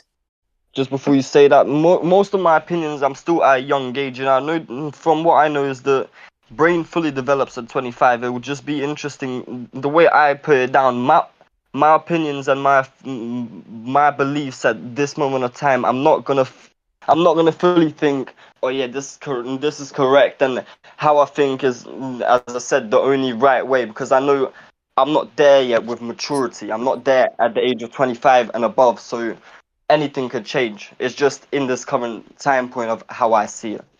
Okay. I will say it's really crazy that you're so aware of that, because when I was your age, I did not think that at all. I was just like, okay, cool. Like, these are my beliefs. Like I thinking that okay, I don't think I ever want to get married. I could probably not have kids. Like I think I'm way too young to even to ever have that. And I think even just part of the culture, and in the Latino culture, it's common to get married just a couple of years after where you are right now, Aksit. So yeah, my mind definitely changed, but I didn't know it would change so much. And it's really cool that you're aware of it. Mm. Of course, the way I can narrow it down with my thought process is the way I grew up, it just, as you said on your first points you made in this in the video, the way you grow up, you either have to grow up quick or you don't grow up the same lifestyle. I had that imbalance where I was like, okay, I'm living like this, my situation is like this, and I've always thought my situation is similar to other people. And then you see other people and they have a nice house, they have proper families, but for some reason you don't have the same acknowledgement and thought process as them. They will say something, and from your experience, you know, in a sense, that's not how the world works. And then you're like, how did he get to that opinion? Mm. That's what got me from a young age. It's like, how is other people's opinions different to mine? Am I correct? Are they incorrect? Or is it the simple fact of the way you grew up shifts you? Mm. Okay. Okay, to add on to that, let me ask you guys, how do you think social media, online dating sites, you know, the thing that people talk about now too is like OnlyFans. How do you think uh those little elements, a part of the internet culture, affect people's relationships today? And I'll start with Ack on that.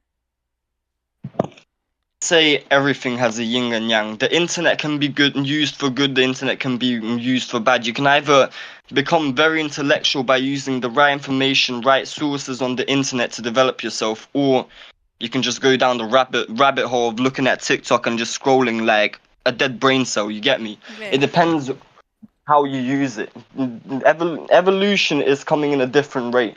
People are either gonna get there's gonna be a whole different level of society where it's gonna be either there's so much people brain dead because of the internet, or there's gonna be so much people where you're like, this person is intellectual because he's researched the right thing using the internet.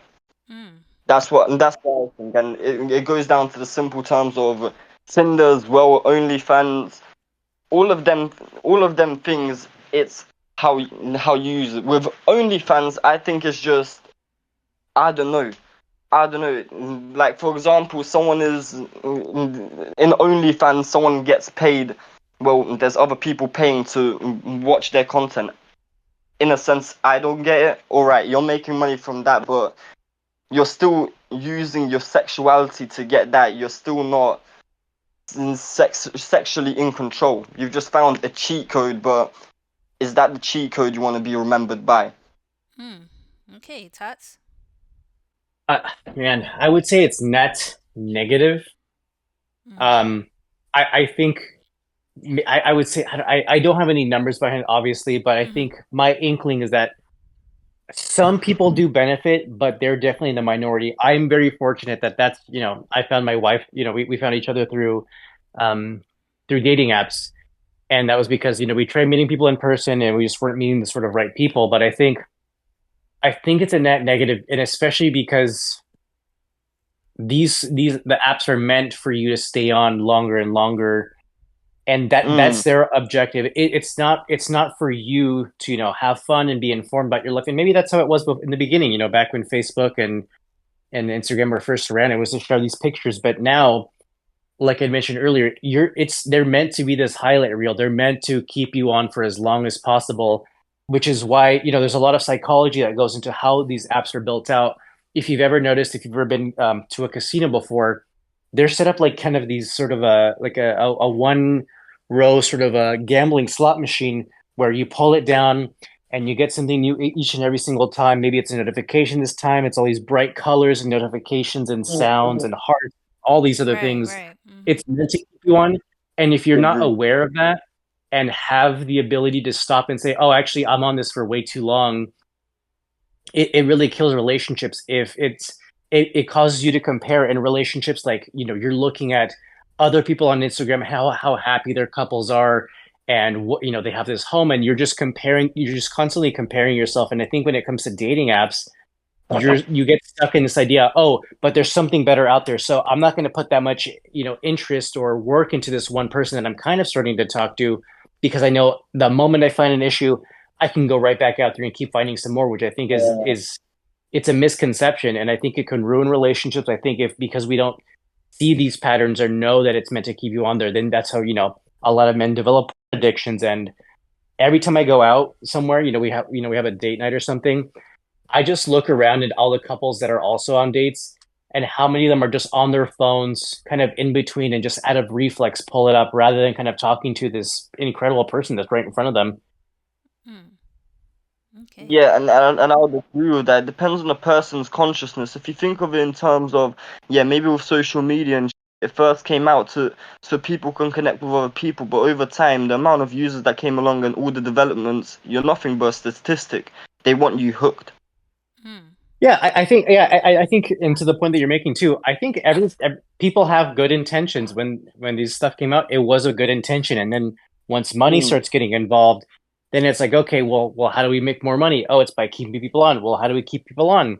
We set it up a certain way, and it is nice that yeah, some people have definitely benefited from it. Like otherwise, without social media, none of us would be here. Without things like Reddit, people, there's a lot more businesses now that exist and people that have financially benefited and made a life for themselves outside of what our parents and their parents taught us of just go to college, get a job, get a degree, and then you'll be happy and you'll buy a house. But I think it benefits a small number of people, and then everyone else, it's just like they're just unaware of how much it's actually making you feel worse. mm, Well, of course, it's the simple terminology of you're getting brainwashed into that. Yeah. There's no other really matter of to say it. You're getting brainwashed. You need to be consciously aware of: are you a statistic or are you going to use this directly? Can you see how it's affecting other people? And can you see there's other people that think like you, like you're plain and simply you're a statistic that they want to control and puppeteer with. mm, Like, look how the social media and how the government has used social media to brainwash people to have an agenda against other people. It's all divide and conquer. If you think about it realistically, it's literally all divide and conquer. From football teams back, I don't know about back in the day, but what I've heard from one of my mates, Richard, when he was, the 64-year-old Jamaican. Back in the day, if you supported a team, you just supported a team. Nowadays, with the way social media has intertwined things, there's a lot of people, oh, you have to hate that person because he supports that team. It can even go from religion. The way the government has rewired religion, it's a question to the people that are going to watch this video. Do you really think that the book you're reading now is the exact same book that was made originally? Do you really think the Bible hasn't been changed to changed and maneuvered to control you? Do you think the Quran hasn't been changed and maneuvered to control you? mm.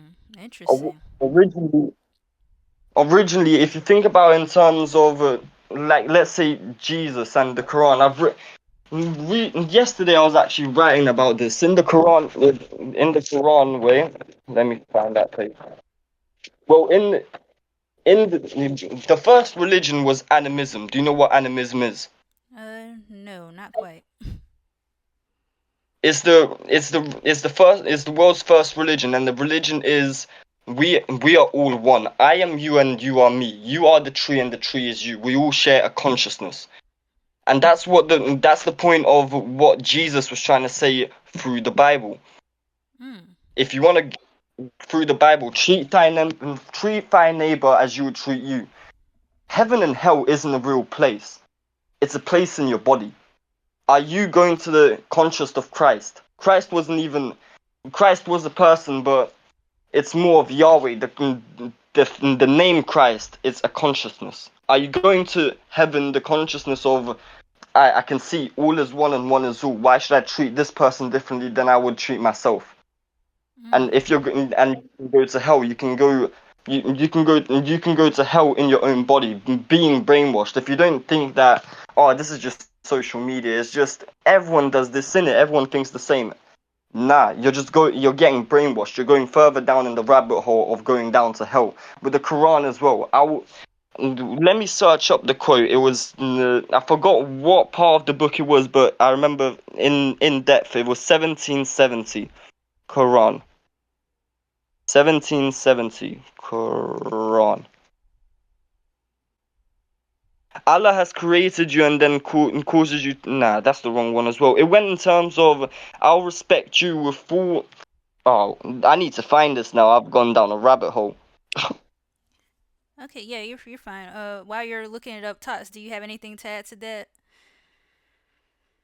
Yeah, I think there's definitely a lot of truth, and I will modify one thing at least is that I agree, and I think instead of using the word brainwash, just because people, I think when you use phrases like brainwash, which I think is literally true of what is going on to some bit of extent, people are very quick to write you off as a sort of conspiracy theorist. But I think it's manipulation. I think there is a lot of manipulation in media or in what we see or what we're kind of told to believe. And I think to even just all the different iterations of all religious texts, I think it's very true because one, some of it has to be changed because the language or context doesn't make sense anymore. And some people that might take it too literal maybe miss whatever the actual virtue is behind it.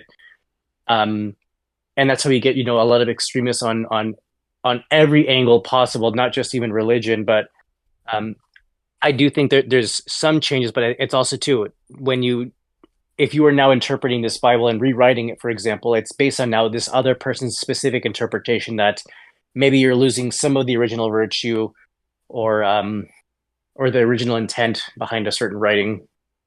Hmm.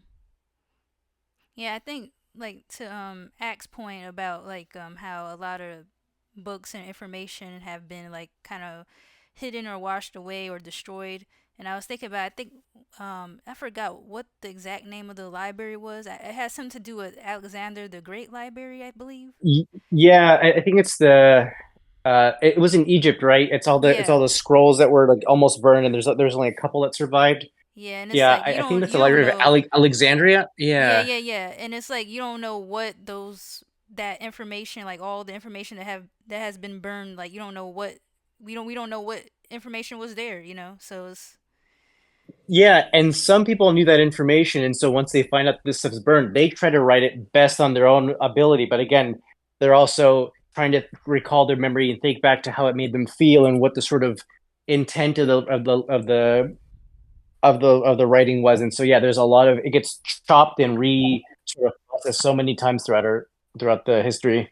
right, yeah. I found the point. Okay, perfect timing.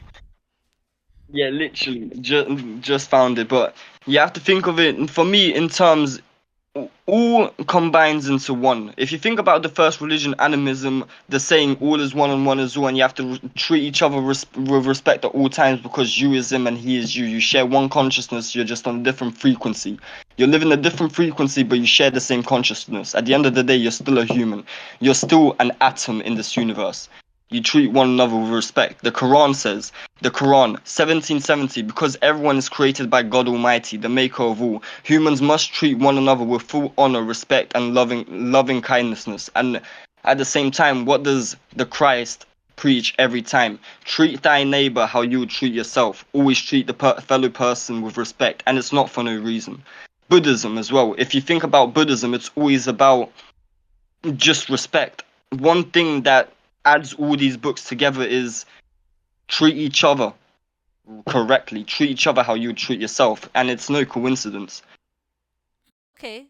All right, let's move on to let me ask this to you guys. Do you believe in gender equality? Why or why not?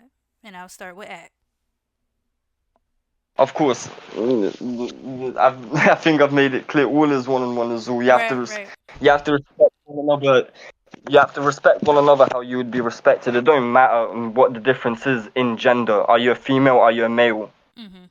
You're still human. Gender equality should be there. Just because one is stronger, and the other is more empathetic, doesn't mean. Let's be real. Yeah, I believe in it as in like I think it's a goal that we're striving towards. I don't think we've achieved it yet, but yeah, I think we're making progress toward it. Mhm. Okay. One thing I'd like to add on to that is just as the Olympics are shown, and with transgenders, if you want to look in gender equality, that doesn't mean, oh, I've transitioned from a man to a female. That means I can go in a boxing ring with a female. Or I'm gender equality, transgender should be treated on the same level. No, gender equality is there, but it comes to a point where are you using it to your advantage? If that makes sense. And I wanted to ask you that too because I mean I feel like Ak, you could speak to this more since you're in the military. Uh, Here in the USA, I can't speak for other countries, but I believe, and Tosh, you could correct me on this if you have anything to add, but I believe a while back the House passed a bill for men around the ages of 18 to 26 to be automatically enrolled for select service, and there's a consideration for women to join as well. Um, and a part of that too can be a potential draft if there is like a world war or some serious thing that goes along with the USA and other countries. So I've seen a lot of comments online saying that, kind of like mocking people that consider themselves feminists, that women need to be a part of the draft or selective service, or be a part of like helping combat in military because they want more equality, right? So what are your thoughts on that? Should women be a part of the military? Should they be on the lines fighting alongside, front lines fighting alongside with men? Why or why not? And go ahead, Ack. I'd say it's all right if the woman wants to. Not, it shouldn't be needed, but if the woman wants to, they should go. But with the consideration that it comes back to the you use the terminology brainwash and people can interpret that as conspiracy, but it's not conspiracy. If you put it realistically, if you go from a different perspective, not being a military man, just being a regular citizen that hasn't been in the military, me going from that side of my living to going to the military, you realize that realistically they're pushing it into your brain that you're fighting for your country, you're going to defend the motherland. You're Mm, not fighting for your country. You're literally just fighting because this politician has had a sissy fit against this politician, and now you're the middleman to end that conflict. Like what? I would not care if the military just said, "Oh, you're there to fight. The end goal is so another person doesn't invade your country, but you're gonna end up killing him." You're mm, not. Okay, if you think about it realistically, that's from my perspective. All is one and one is all. This politician had a sissy fit against this politician. Now I have to kill a fellow human. mm, What? I just don't get that. If you just put it in terms of, okay, you told us, okay, we have to fight this country because you don't like what they're doing, or they didn't like what you're doing, so they have to invade. Okay, people who are on that standard should go to war if that's the they like. But don't put random citizens, random innocent people, and say the saying you're fighting for your country, because you're fighting for the politician that's sitting there scratching his arse and looking at all this from the higher place. mm. Okay, and just to ask you, because you being in the military, like, I guess I'm trying to get a better perspective on like your personal experience. Do you feel like you being in the military, do you often work alongside with, I guess, with women, or do you see how women in the military where you are interact with the men and stuff like that? On that side, I thought it would be different, but Mm, it's neutrally gender. It's literally gender equalized in it because you went through the same system of you worked as hard as the next person. You're not gonna go against her, and you're not gonna objectify her. Obviously, women are gonna have more protection in the army because there's mm, still hormonic mm, men in the military that have been stripped away from that kind of stuff. But mm. I'd say it's been very gender equalistic. Okay. All right, Tots, your opinion on this? I, yeah, I think if it had it came down to it, I mean, if we were really at this massive, in, super massive world war where everyone is just like fighting each other, we just need every person. I think so because I would say yeah, just because. So what I think a lot of what that comes from is the selective service. Aksit, I don't know if they have this where you live, but I think it's when we turn either 16 or 18, we Mm, have to sign up by law for this thing called the selective service that if and when a war breaks out where we need people, you're going to be drafted. And at least from when I was younger up through, I guess now, to the point that's being asked, only men had to sign up for this. And I know in the military, like I guess being a little bit older now and knowing more about the military, that hey, even guys don't get into the military because of certain things that they screen out for. And there's a lot of women in the U.S. military in all these different positions, and not every single thing is fighting in the front line. Some of it's, a lot of it's information's sort of scouting, or a lot of IT, or just or medic, or things like that. So there's a bunch of different positions that anyone can take, and I think as long as they meet the qualifications, like I don't see why not. Especially because I used to do a lot of classes for Brazilian Jiu Jitsu, and some of the girls who are half my size can easily take me down, pin me, and just continue to like force me to tap out. So I don't think, yeah, I think if they qualify, yeah, why not?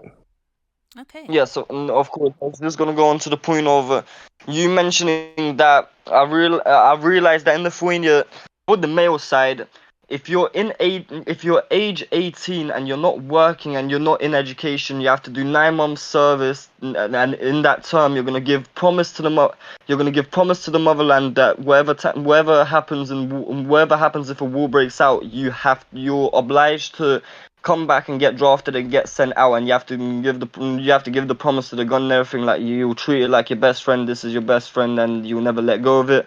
But from a different standpoint, women volunteers, when they come and get drafted, they have the same things, but yet there's the different element of, as you said, there's the medical side, there's the information scouting. Even the people that are in work and they didn't get the chance to sign up, whatever happens, the whole country is going to war. There's going to be two sides. There's going to be the fighting side, and then there's going to be the providing side. There will be people, and there will be, let's say, the men and women that didn't sign up to go into the front line. They're going to be producing the bullets, and the people who signed up to the front line, well, they're in the front line, innit? Mm. Okay. Um, in your opinion, how do you feel that feminism, well, modern feminism, and like the whole Me Too movement, and different movements when it comes to women trying to speak out for their rights and equality, has that changed your perspective on how women view their society, or how they're being treated in the same society that you are in? And I'll start with Act.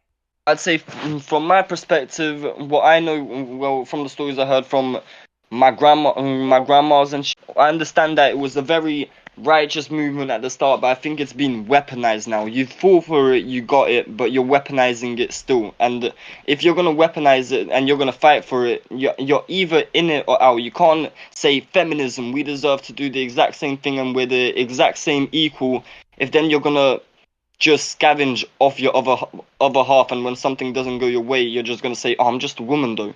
I can't do that and do that." Hmm. You keep fighting for feminism, so aren't you capable of the same capacity?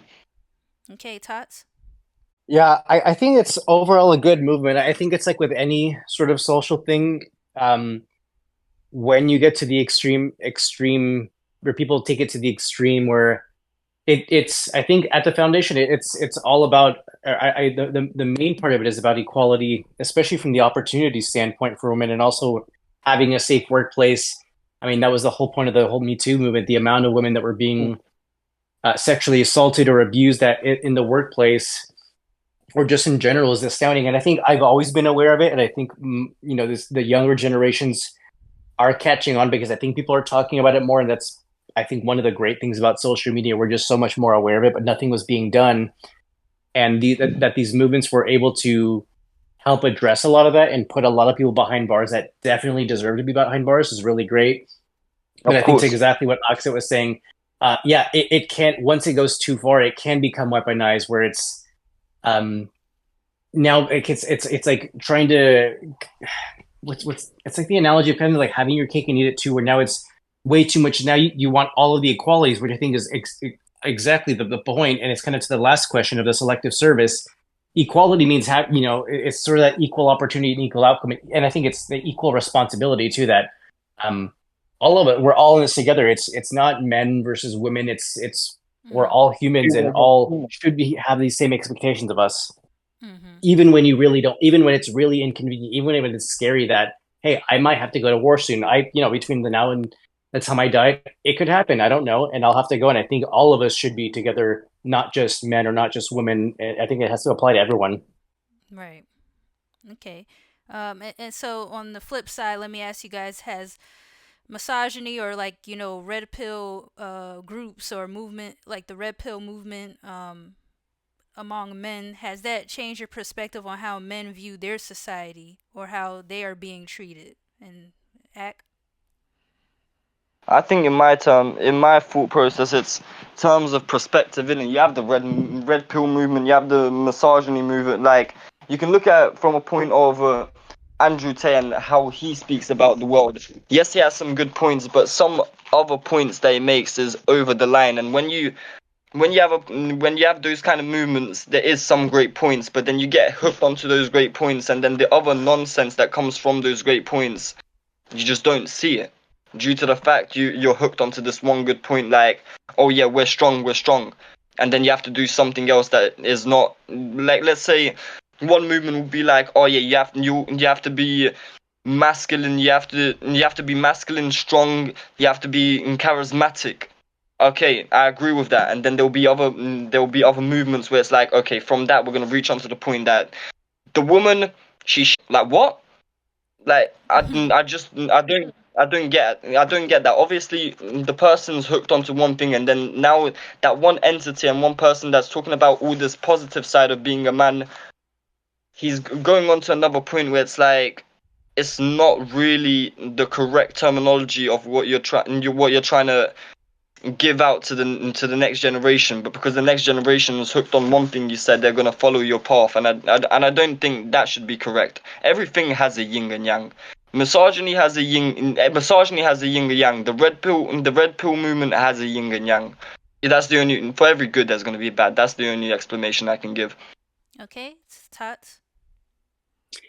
Yeah, definitely the same. I mean, I think a lot of young men benefited from that movement. And I think the core virtue that I was teaching is sort of this self-confidence and not measuring yourself how the rest of society measures you up to a certain point. And then, yeah, kind of like what you're saying, Axel was saying, where now it gets into this sort of ideology that men are above women and gets really extreme. I think it gets too far, but I think some of the virtues maybe did make a lot of sense. And there was a lot of probably young men who felt really lonely, that didn't feel heard, that didn't have a sense of guidance, that maybe had these broken family systems, absent parents, that needed somebody that sounded like they're making sense, that were supportive of them, that were trying to empower them.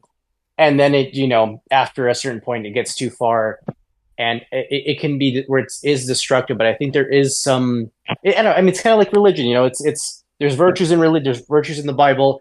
Some of it, if you take too literal, that's when it can become problematic. Like there's verses in the Bible. I think I don't remember exactly what it is correctly, but it's around that you should be killed or yeah, you should be killed. I think it's if you wear polyesters or fabrics have made more than one type of textile. And there's a lot of very interesting patches like that. Like if you were to follow it literally word for word, obviously it would be very problematic. And I think people that do that now are I guess, viewed a lot more on the extremist end in society. But I think it's just making sure you're always bringing down to what's the virtue you're trying to get out of it. And I think when you're really young, you can't always see or stop and think, wait, does this make sense, or what is this person trying to say?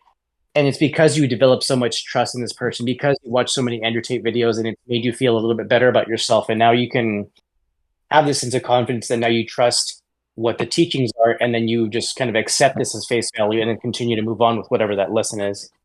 Mm, Yeah. okay, nice, nice.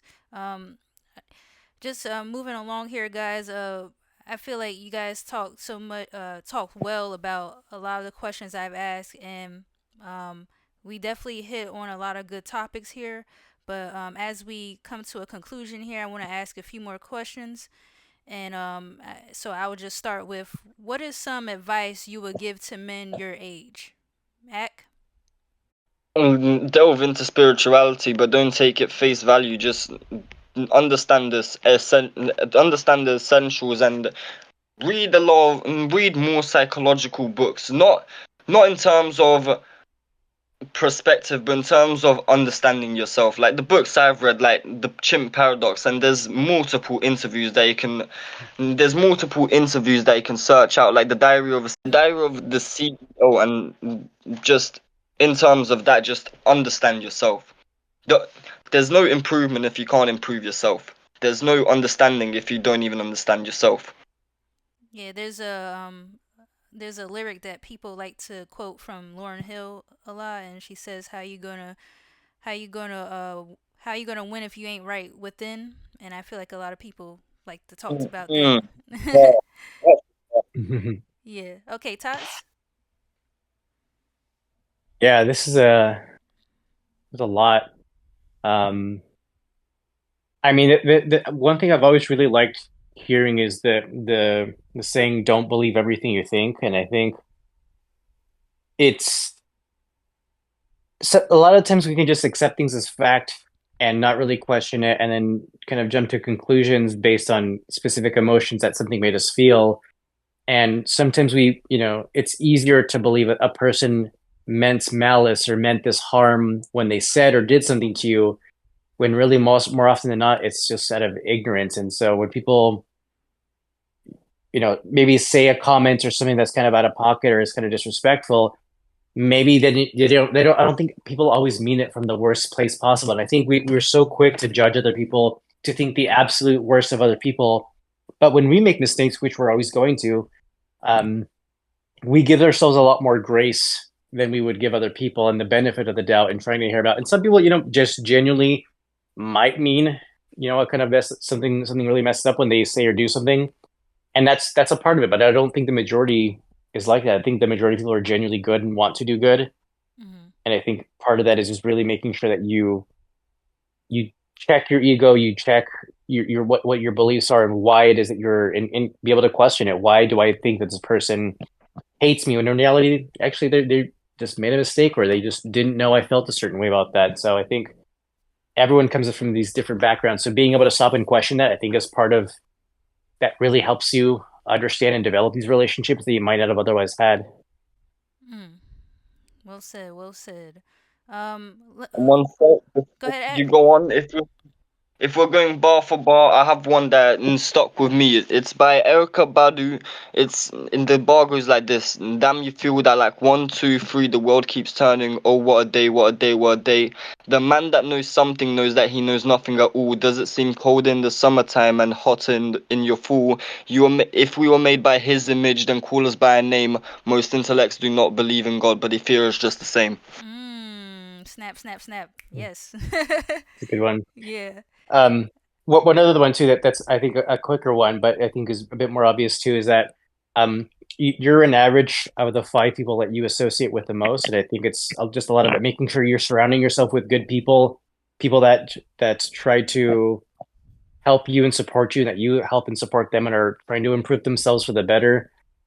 Because if you think to also again thinking about the extremes to make a point, if you think about why sometimes people have a really hard time breaking old habits or like falling into addiction, and why people say after they go to rehab to make sure that they are in halfway home somewhere safe, they're no longer in that culture.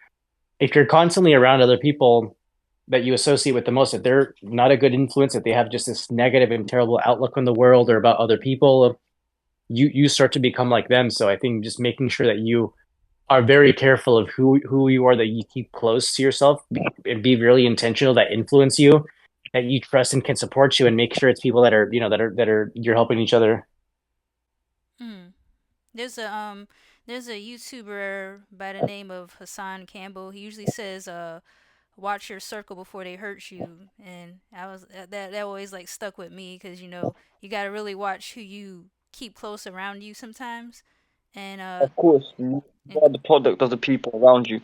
and That going makes Mm-hmm. sense. and going back to what Tot said much earlier, it's not so much more about being super analytical and looking for the red flags every single second, but just when you see certain things that don't sit right with your intuition and you feel like this person doesn't value you, or the people around you that you thought valued you but they show you signs that they don't value you, it's best for you to you don't have to be mean about it. You could confront them, and if they still don't change, it's best to just go your own separate way and continue to improve on yourself, and you'll attract, with the laws of the universe, you'll continue to attract the people who are right for you. So Yeah, Of course. and I think it's in having that trust. Like I've been that kid who that said something really messed up and really stupid, Mm-hmm. and I'm very happy that instead of my friends just kind of dismissing me and completely eliminating me from their circle, that they were able to just like, hey, like, dude, don't say that. It's kind of messed up, or like back growing up, that using the word, for example, using the word retarded was more common, and it wasn't until older, I think it was late high school or early mid high school, and my friend's like, hey man, it's kind of messed up if you think about it, and he kind of explained it to me. So rather than just cutting me out of his life, he communicated. He's like, hey, like at least around me, like I just would really appreciate if you don't use that. And he's still one of my best friends to this day. That I am very happy he's in my life because he's taught me a ton of things. So being able to have the people that support you, but that also that are willing to be real with you too. Right. Yeah. Yeah. Of So course, I sometimes, fully agree go ahead, with that. Ak. I fully agree with that because it goes down to the terminology of do not judge someone else because you've been in that position as well. We're nothing but adaptive and learning creatures. We learn as we go ahead. We might make mistakes, but those with mistakes are just stepping stones to the bigger picture. Oh, right. Definitely. Definitely. Well said from both of you. Want to ask you guys too. What are some goals you hope men and women can accomplish together in our society? What do you think? What are some things you think need to be improved on? What things do you want to see more of as far as men and women working together? What are your thoughts on that, Ak? I'm gonna go down the terminology of again of brainwash. I just wish people just had. I wish there was a thing of you have a time limit on the internet a day. It would help out a lot. I wish people went to the same, got to the same conclusion of you're not. I'm gonna rip off the Snickers quote, but you're not you. You're not you when you're on the internet. Grab some freedom. That's a great one. Yeah, that's true. Go ahead, Tuts. Yeah, man, no, that's a really great quote. Yeah, it's very similar. I think we got to figure out how technology plays a role in our life. I think it's here to stay, and it has been, I think, again, weaponized to continue to divide us and you know get more clicks, get you hooked, get you turn us and our data into the sort of product that they're selling and continuing to try to get more money from, that we're losing out on the actual genuine connection. And that's why I love traveling, because I get to meet people from all over the world. And when I compare it to like what's being portrayed in the media about certain places, like actually, like, dude, this place is really chill. I'm having a lot of fun, going to lots Mm, of parts of Europe, different parts of Asia. It's like, yeah, it's not this scary place that, it's crime ridden. Like I lived near San Francisco and went there frequently for a long time. Most of the city's actually a lot of fun, and you could have, there's hundreds of people that visit, or thousands and thousands of people that visit a day. Most of them are have a really great time, but I think it's just the way media can like to project it. It's that it's this crazy hellhole with a bunch of homeless people and drugs and break-ins, which does happen, but it's polarizes people to immediately think that this place is scary. I think going out and experiencing more of the world is good, and I think technology mm. can be weaponized unless you're very aware of it and can catch what it's trying to do to you. Of course, and going on onto that subject, I'd just like to retrace back to what I said with the you're not you when you're on this when you're on social media. I say that due to the fact action realistically needs to be done now with limiting it because it's rapidly expanding. And if you think about it in senses of the Neuralink that's happening and with the VR and the metaverse, they're not just going to be there as a like one hit wonder, or we're just going to talk about that little and then that's going in the background. No, that's going to be the bigger picture. If you look at it in terms of what movie can I reference? Have you man watched the movie Time? Oh Yeah, no, yeah, great movie. I haven't. It's a great movie. It practically goes on that the time you have is the currency you have. That's what we're living right now. It's just a metaphor of we don't have much time before the social media and the internet just with us. Yeah, that's a good point Yeah, you mentioned too, because uh, like I would say, like I guess from research like from the 90s, maybe even the late 80s and going into early 2000s, like the internet and social media were still kind of like very like hot and new, and people were just excited about like the benefits of what it gave them, right? And I think as time passed on, we're realizing the negative effects that social media and the internet has. And Hmm. I feel like I feel like now is kind of with AI is kind of like doing the same thing. Like we're learning more about AI, like how it can help us with certain things. And then I feel like in the future we'll definitely see like the negative parts about it. And I just feel Oh, like that's gonna go down a whole. yeah, Sorry to interrupt. That's gonna go down a whole rabbit hole because it's coming to a point where it's realizing if an AI if an AI computer generated information seeking artificial intelligence can get information like that, you're gonna be reliable on that, and you're not gonna try learn new things from that. You're just gonna be like, okay, this AI knows. Let me just ask him. Okay, da da da.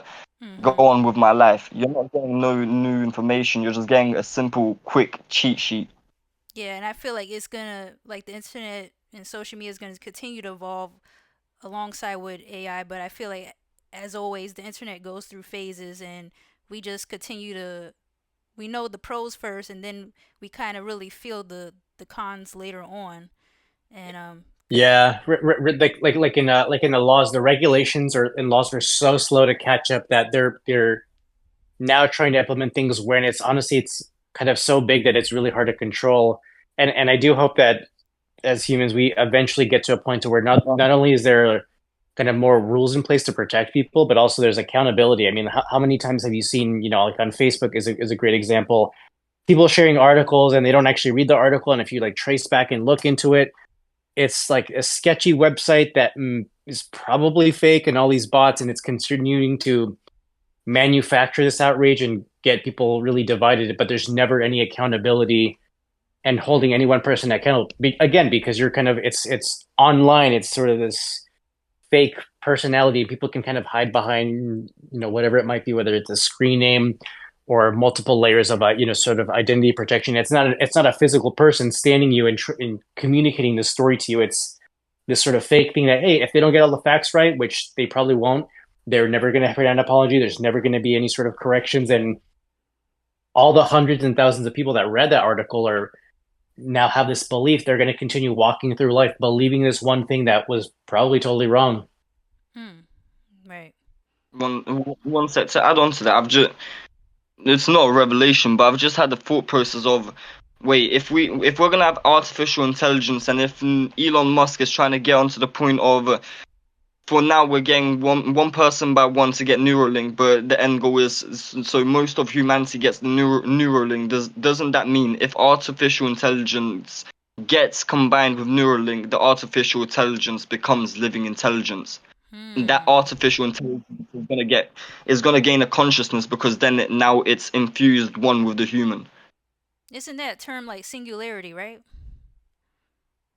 Or was that something else? I believe it was like singularity when I guess when AI gets to the point where it like recognizes that it has like I don't know, in a way it has its own emotions and feelings and such as humans and stuff like that. Like what we see from movies. Sentient. Yeah, Oh, oh, becomes sentient. Yeah, oh, yeah. okay, okay. Yeah. Okay. I Yeah, that just that just made me think, just that would be a weird concept. If artificial intelligence gets linked up with Neuralink combined, you're gonna have living intelligence. So what does that mean with you? Are you the AI now, or are you a sentient? Because that AI is not gonna go anywhere. It's gonna get infused with you and your consciousness. It's gonna get infused with your brain. So is it gonna be you thinking or the AI? that's a good point. It's kind of scary to think about.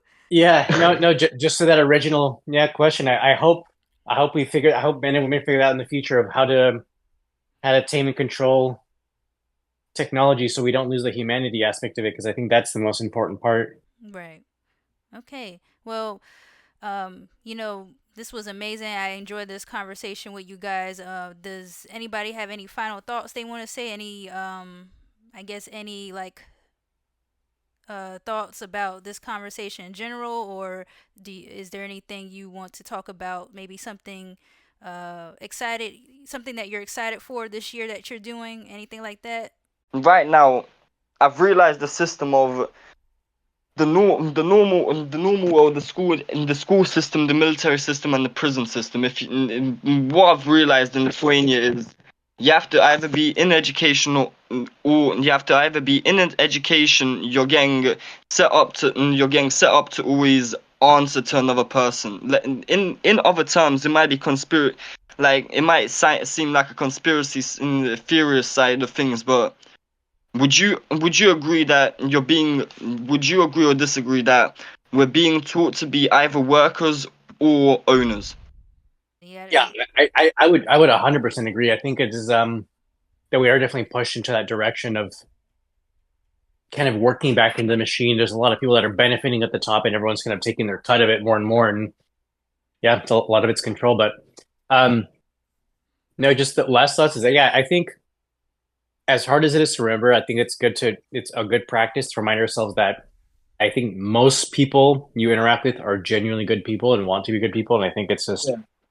giving people that grace and because I've walked around with so much anger sometimes towards other people, whether it's just road rage, just people cutting off in traffic, especially living in the Bay Area, where I mean there's several million people in this very small populated area from all over the world that just different backgrounds and everything that just gets really frustrating sometimes. That people are trying their best, and I think reminding myself that is also a much more compassionate way of kind of just existing and allows me to kind of just let go and especially even things for social media like I don't have anything on my phone and it allows me to be much more aware of people around me and everyone's genuinely really great. A lot of people are just very nice. Hmm. Of course, of course. All right. Also, Tots, any final thoughts that you have? Anything, your opinions maybe on this conversation, or any goals or stuff you're excited for this year? No, it's been really fun. Goals I think is Yes, just been keeping progressing. Yeah. Okay. All right. Well, I want to thank you, gentlemen, so much for taking the time to share your voice. And, I hope you guys continue to simple. do the best you can, in your life, and, continue to share your voice, for the betterment, like for, society, and helping, continue to help people be more aware about different things, and, just continuing to do things that you're passionate about. And so, yeah. And so, yeah, thanks to everyone who's tuned into this. Make sure, well, I don't know, you guys have YouTube channels? Recently, it's simply Aksit, but recently I've made one, Okay. Yeah, So, I'll link mine. Yeah. okay. and Well, now I'm gonna be stuck in a rabbit hole of artificial intelligence and Neuralink, and what does this mean for society? okay. Well, yes, I'll put everyone's links in the description from today's panel if you want to learn more about them and see their amazing content. So yeah, feel free to share and comment your thoughts. And yeah, with that being said, hope you enjoyed today's video and see you guys next time and take care.